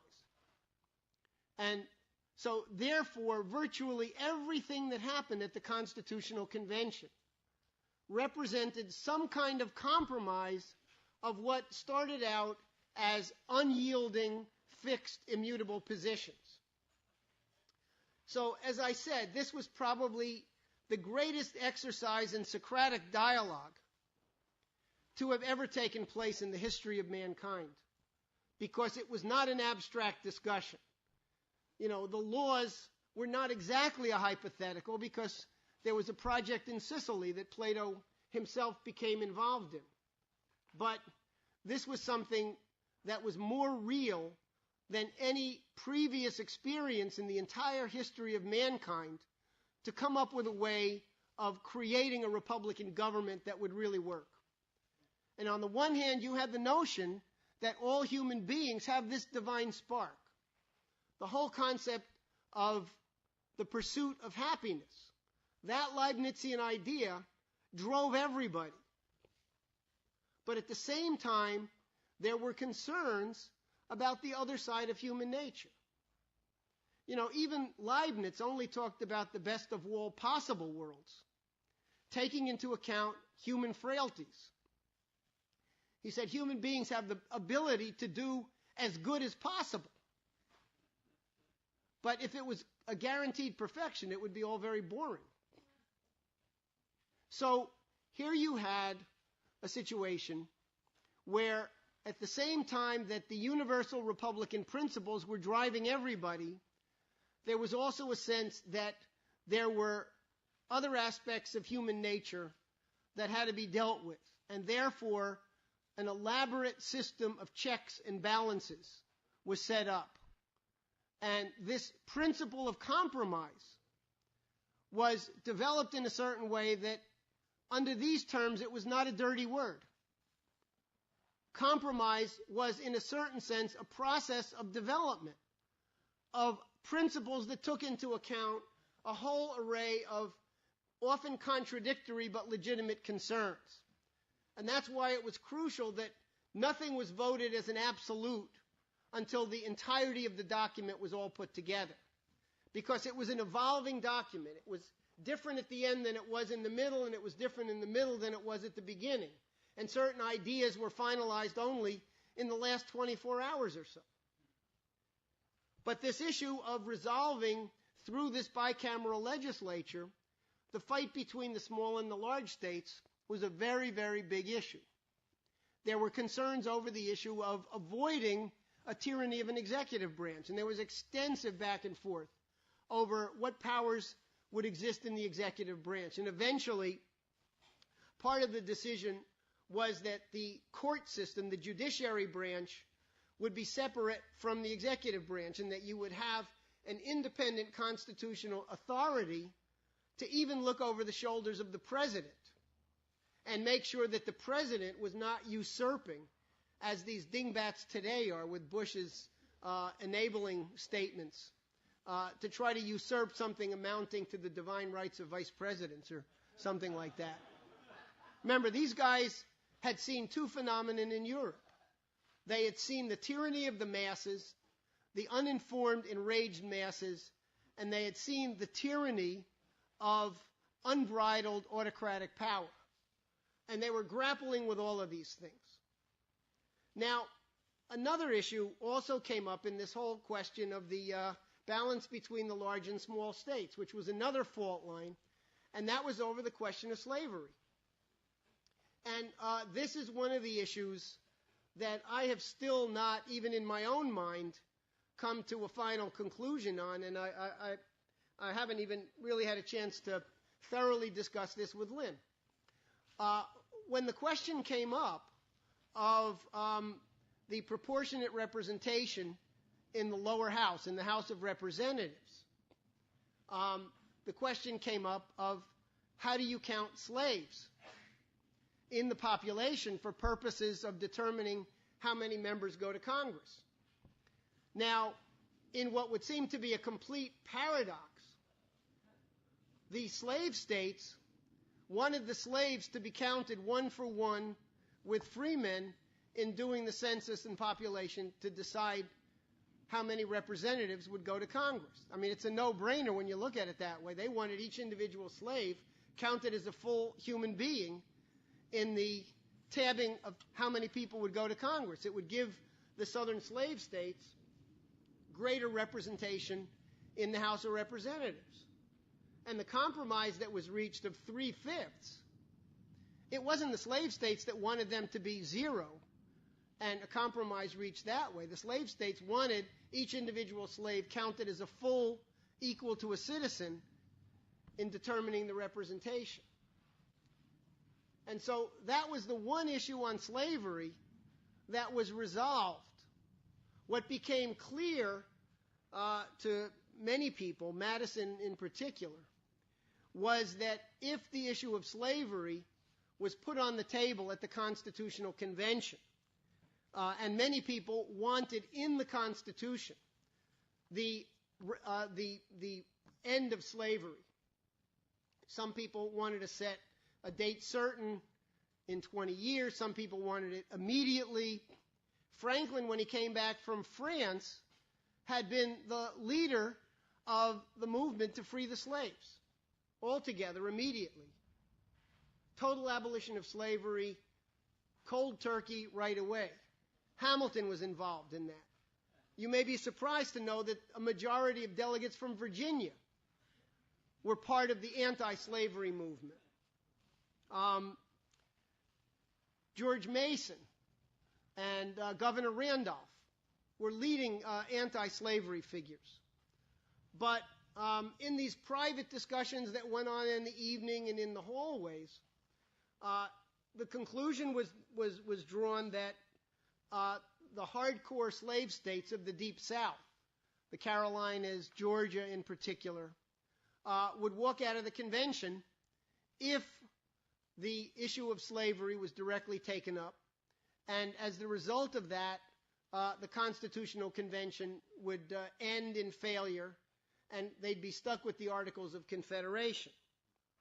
Now, I mean, this is one of those issues where hindsight is a tricky thing, because I'm convinced that because of the fact that this issue was not fought out in Philadelphia, that the process of the American Revolution remained incomplete until Lincoln and until the Civil War and the issue of slavery was finally and decisively resolved.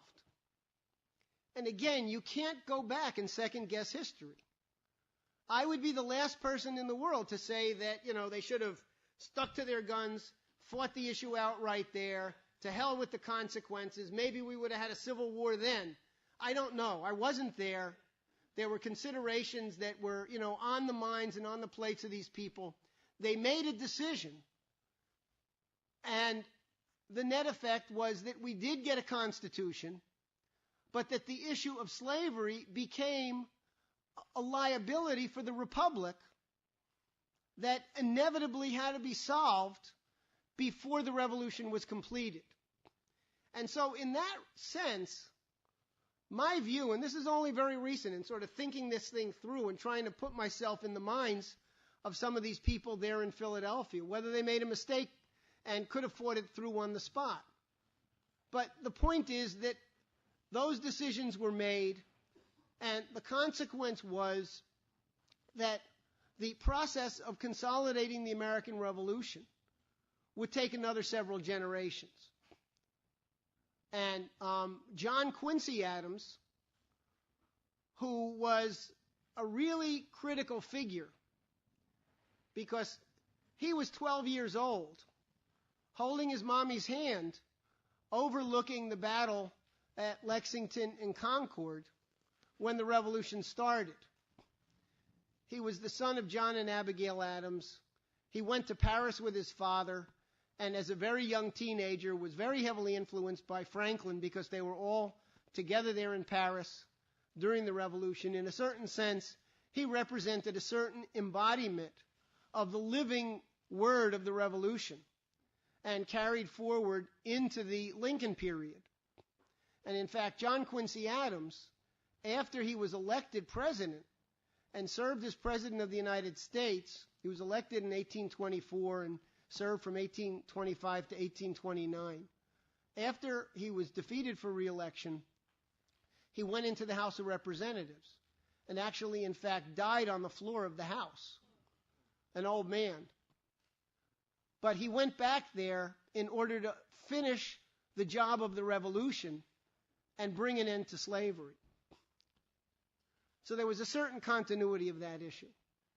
And as I say, I'm not going to second guess anybody, but suffice it to say that the Revolution remained incomplete, even though we got a constitution that in every other respect was about the most perfect document ever conceived by man as a framework for government. So this process played out through the summer and into mid-September of 1787. And at that point, we had a final document.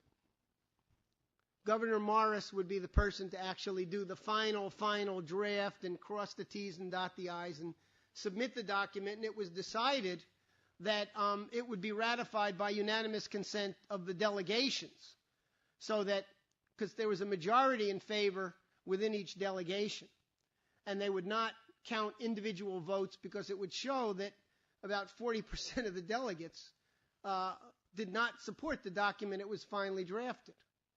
It was also decided that the ratification would not be done by the state legislatures, but that there would be a separate process of convening ratification conventions in every state, and that those ratification conventions would vote, and that at least 9 out of the 13 states had to ratify the Constitution, and then it would become the law, would become the new governing document, replacing the Articles of Confederation.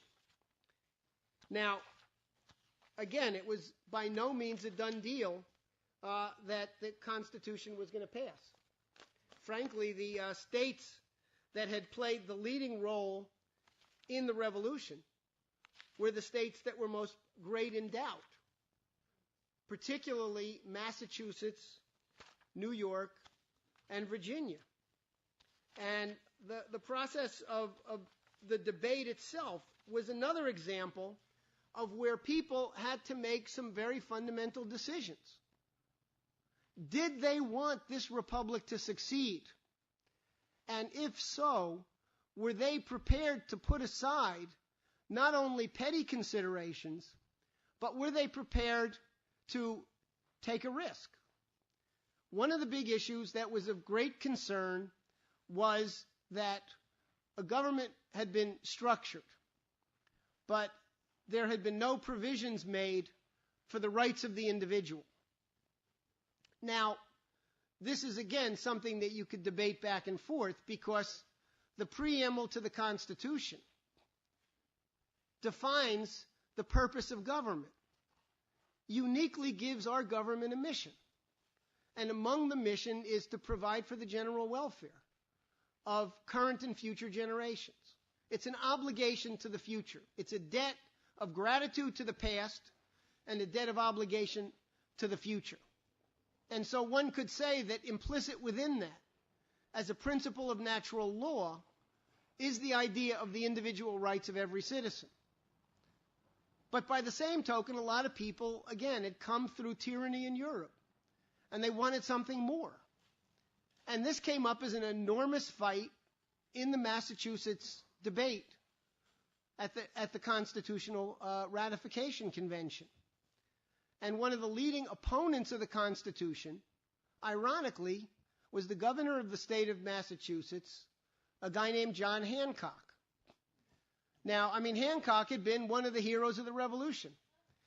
If anybody knows the term John Hancock, which is synonymous for a signature, the reason for that is that in the signing of the Declaration of Independence, you could hold that thing up on the other side of the room, and the one name that you'll be able to read from a distance is John Hancock. Some people were a little squeamish about the fact that if you signed this document, you were signing a death certificate if the revolution failed. You'd be executed for treason by the British Crown. So Hancock, with a flourish, signed his name in big, beautiful, totally legible penmanship.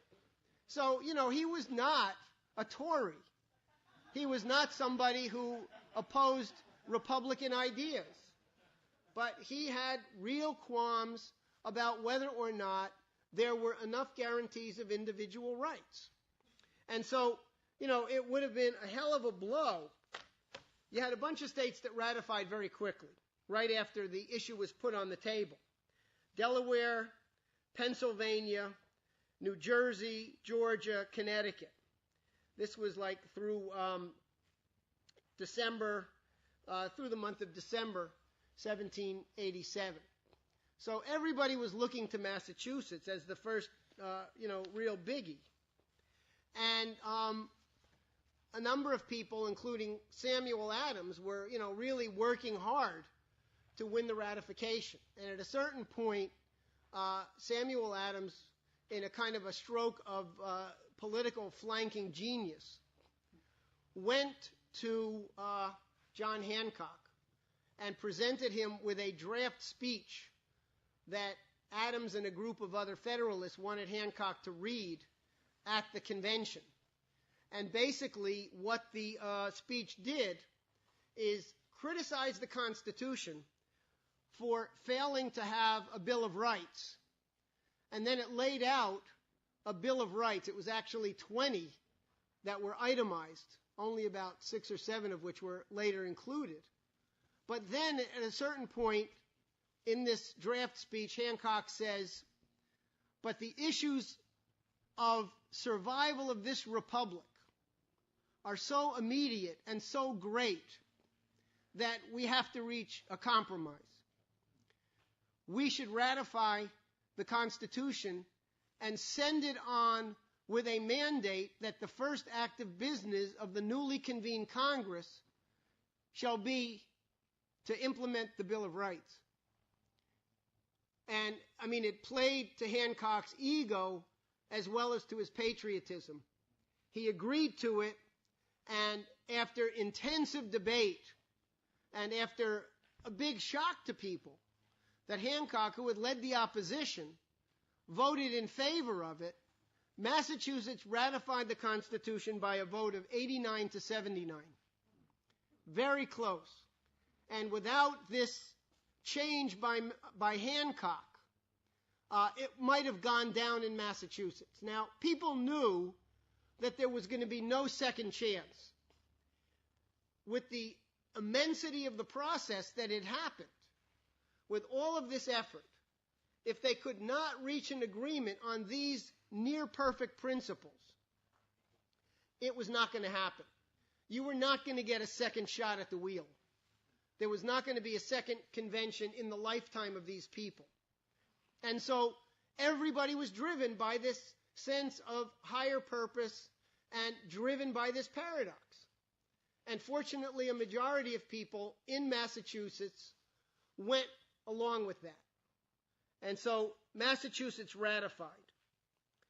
The next big state was New York.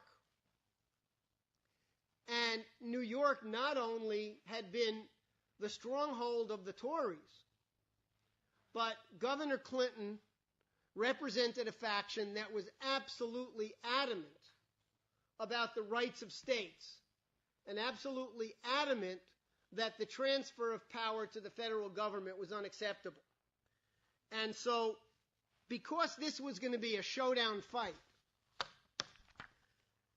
Hamilton and Madison, who were both practicing law in New York together at that time, decided that they had to make a major intervention into the debate in New York. And so Hamilton organized Madison and John Jay to agree to take up a yeoman's task of writing a series of articles for the newspapers that would be widely published and would argue for the ratification of the Constitution. And basically, the articles that came out largely consisted of two essential subject matters.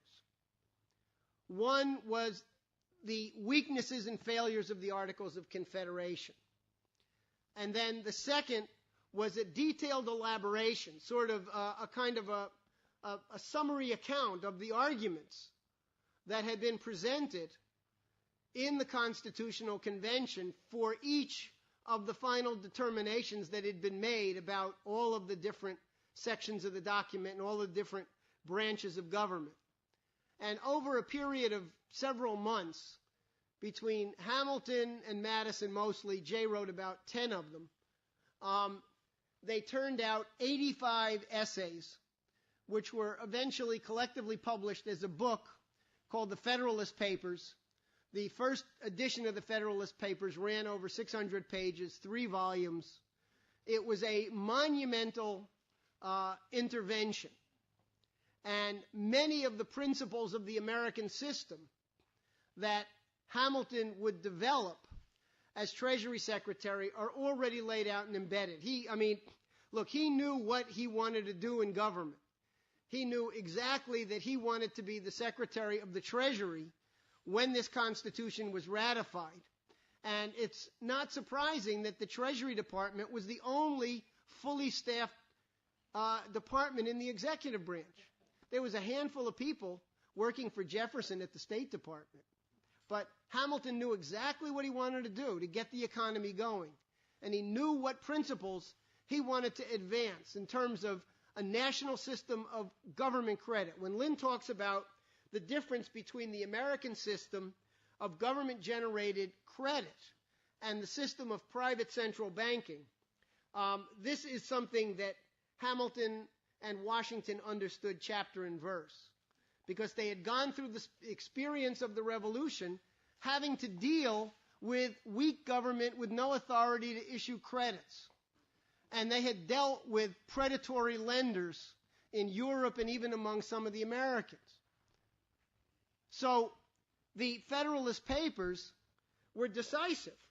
The vote in New York, ultimately for ratification, was 30 in favor, 27 against. By this time, by the time we got to Virginia,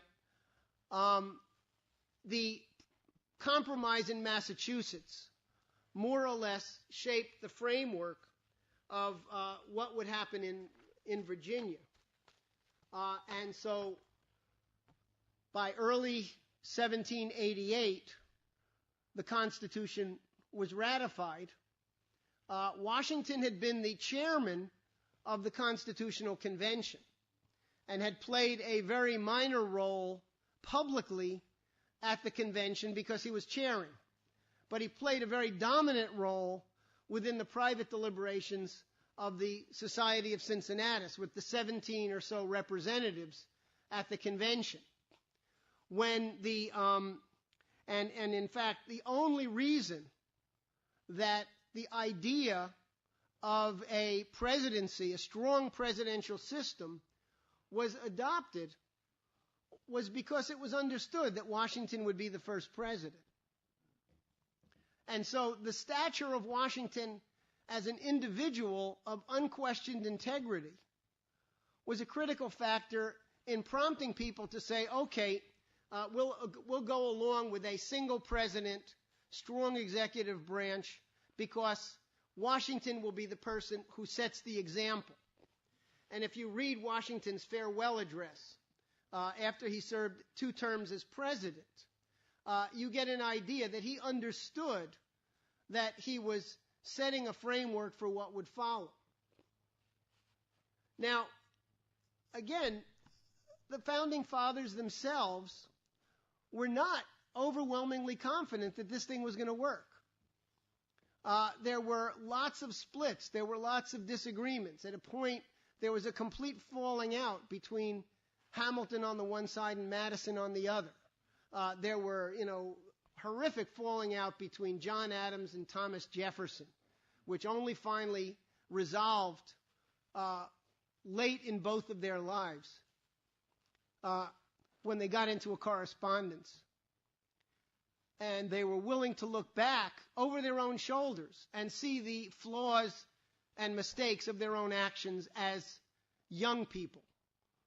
Mistakes they had made in their late teens and early 20s that they were able to look back on with hindsight and resolve a lot of the differences among them.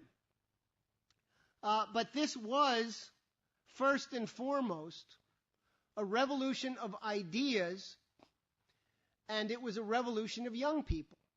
There is no way in the world that the American Revolution would have succeeded militarily were it not for a bunch of courageous and brilliant young people who rose way above their potential. And, that's what Lynn sees in everybody here in this room. He sees this idea of a revolutionary leadership organized around these fundamental principles. In this case, we have the happy circumstance that the revolutionary ideas are there. We don't have to go out and sort of, go through the tedious process that the founders went through in figuring out how to come up with some sort of structured government. After 220 years or so, I think we can fairly safely say that this is a pretty damn good system, but that there has to be a revolution once every several generations to revive those principles, not change them, but to turn what could become dead words into the living word. And, in 1983 or 84, one of Lynn's, really great keynote addresses at one of the ICLC conferences was called "In the Footsteps of Benjamin Franklin." And, I think that, at that moment, most of you were probably not, gobbling up Republican history. But, Lynn understood that principle. And in a certain sense, the existence of the youth movement is the best demonstration that Leibniz was right when he talked about this being the best of all possible worlds. So, lady, I'm 10 minutes early. I'm finished. Yeah, I guess why don't we do this? Why don't we assume that we'll take questions for about 10 minutes? I've been threatened with death if we don't eat at 20 of, but I assume that we have time that we can continue for a while after that before Michelle starts. Am I jumping the microphone here? Why doesn't somebody take names of people? Yeah. Yeah, Nick, why don't you start? Obviously, Lafayette had more allegiance to the principles of our Constitution than many born on American soil. Jacques Cheminade, many in this room have shown a similar kind of allegiance. I was wondering if you knew about Franklin Roosevelt. Did he have any foreign-born patriots in places of, high command, anything like that? Well, I think that sometimes the ironies of history are that people have to go through great adversity to achieve greatness. And what happened with Franklin Roosevelt is that he certainly had certain Republican principles running through his bloodstream. When he was in his senior year at Harvard, his dissertation was on Alexander Hamilton.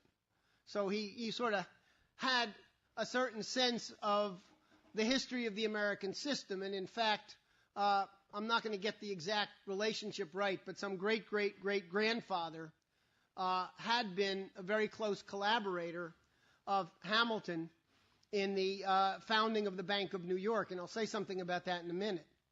But what happened is that really at the prime of his life and at the prime of his political career in the early 1920s, after he had already been the Assistant Secretary of Navy, and I think he had already been nominated for Vice President, Franklin Roosevelt was stricken with polio. And he had to spend the next 5-6 years of his life dealing with overcoming that disease. And one of the things he did in the period when he had to leave active political life was that he immersed himself in the history of his family to actually search out his own Republican roots. And in the course of that, he did an enormous amount of study of the Hamiltonian principles of the American system. He really grappled with this. And he also did some things to make sure that his fight against polio was universalized. He set up a treatment facility and, which was made available to many, many, many people. It was not just some spa for the super rich. And so he developed a certain, sense of the actual principles embodied in what it means to be a Republican. This idea of the pursuit of happiness and responsibility for future generations. And so he did this sort of family lineage and, in fact, found that the family had been of Dutch origin and had come over. And as I say, one of his relatives had been extremely close collaborator with Hamilton in creating the Bank of New York. And the Bank of New York was the prototype for the National Bank, for the first Bank of America. It was founded in New York before the actual Constitution was ratified and before the, federal government came into being. And the idea was that it was a credit-based bank, not a bank that was based on land which would not be liquid for, covering loans and things like that. But FDR mastered this stuff so that when he was confronted with the awesome responsibilities of president when he came into office in March of 1933, he knew what had to be done. And, to be a Republican in the true sense of the word, in the sense that we're all discussing it here, requires two things. You really have to master these ideas. What Lynn said before was perfect. He said, there's certain things I can do on these forecasts because I've got 5,000 years of history rumbling around in my head all the time. These events are as familiar to me as something I read in the newspaper yesterday. So there's a certain element of, real truth-seeking. And Roosevelt, by a kind of a, act of nature, ironically wound up having to go through 5-6 years of, absolute torment battling polio. But it gave him a certain sense of both humility and gave him the opportunity to prepare himself to be qualified for the job that was to be thrust upon him. And if he didn't have that time to do this, since there was nobody else around who had mastered these principles, I don't know what would have happened. The other thing is courage. I mean, you can be the smartest guy in the world and really, truly master these Republican ideas. But if you don't have the courage of conviction, it really doesn't amount to that much. Because you'll wind up being an I told you so.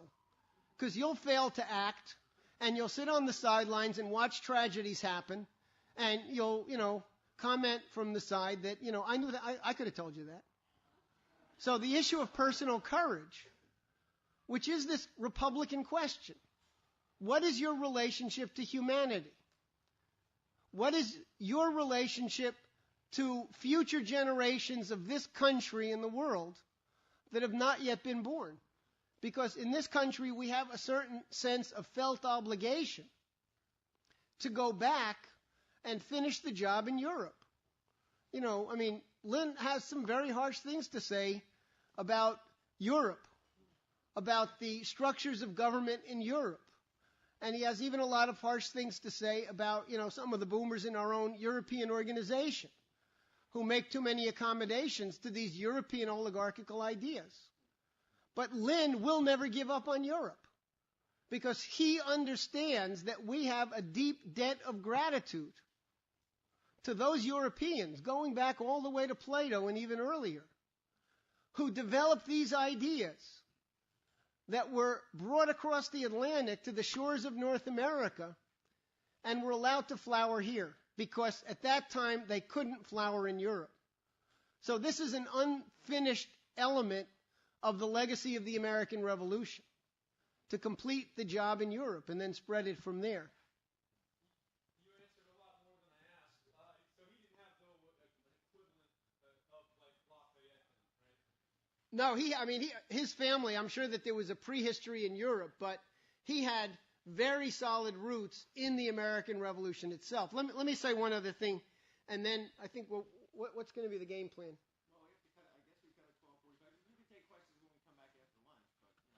Should we do it now? Why doesn't someone just take a list of names in sequence?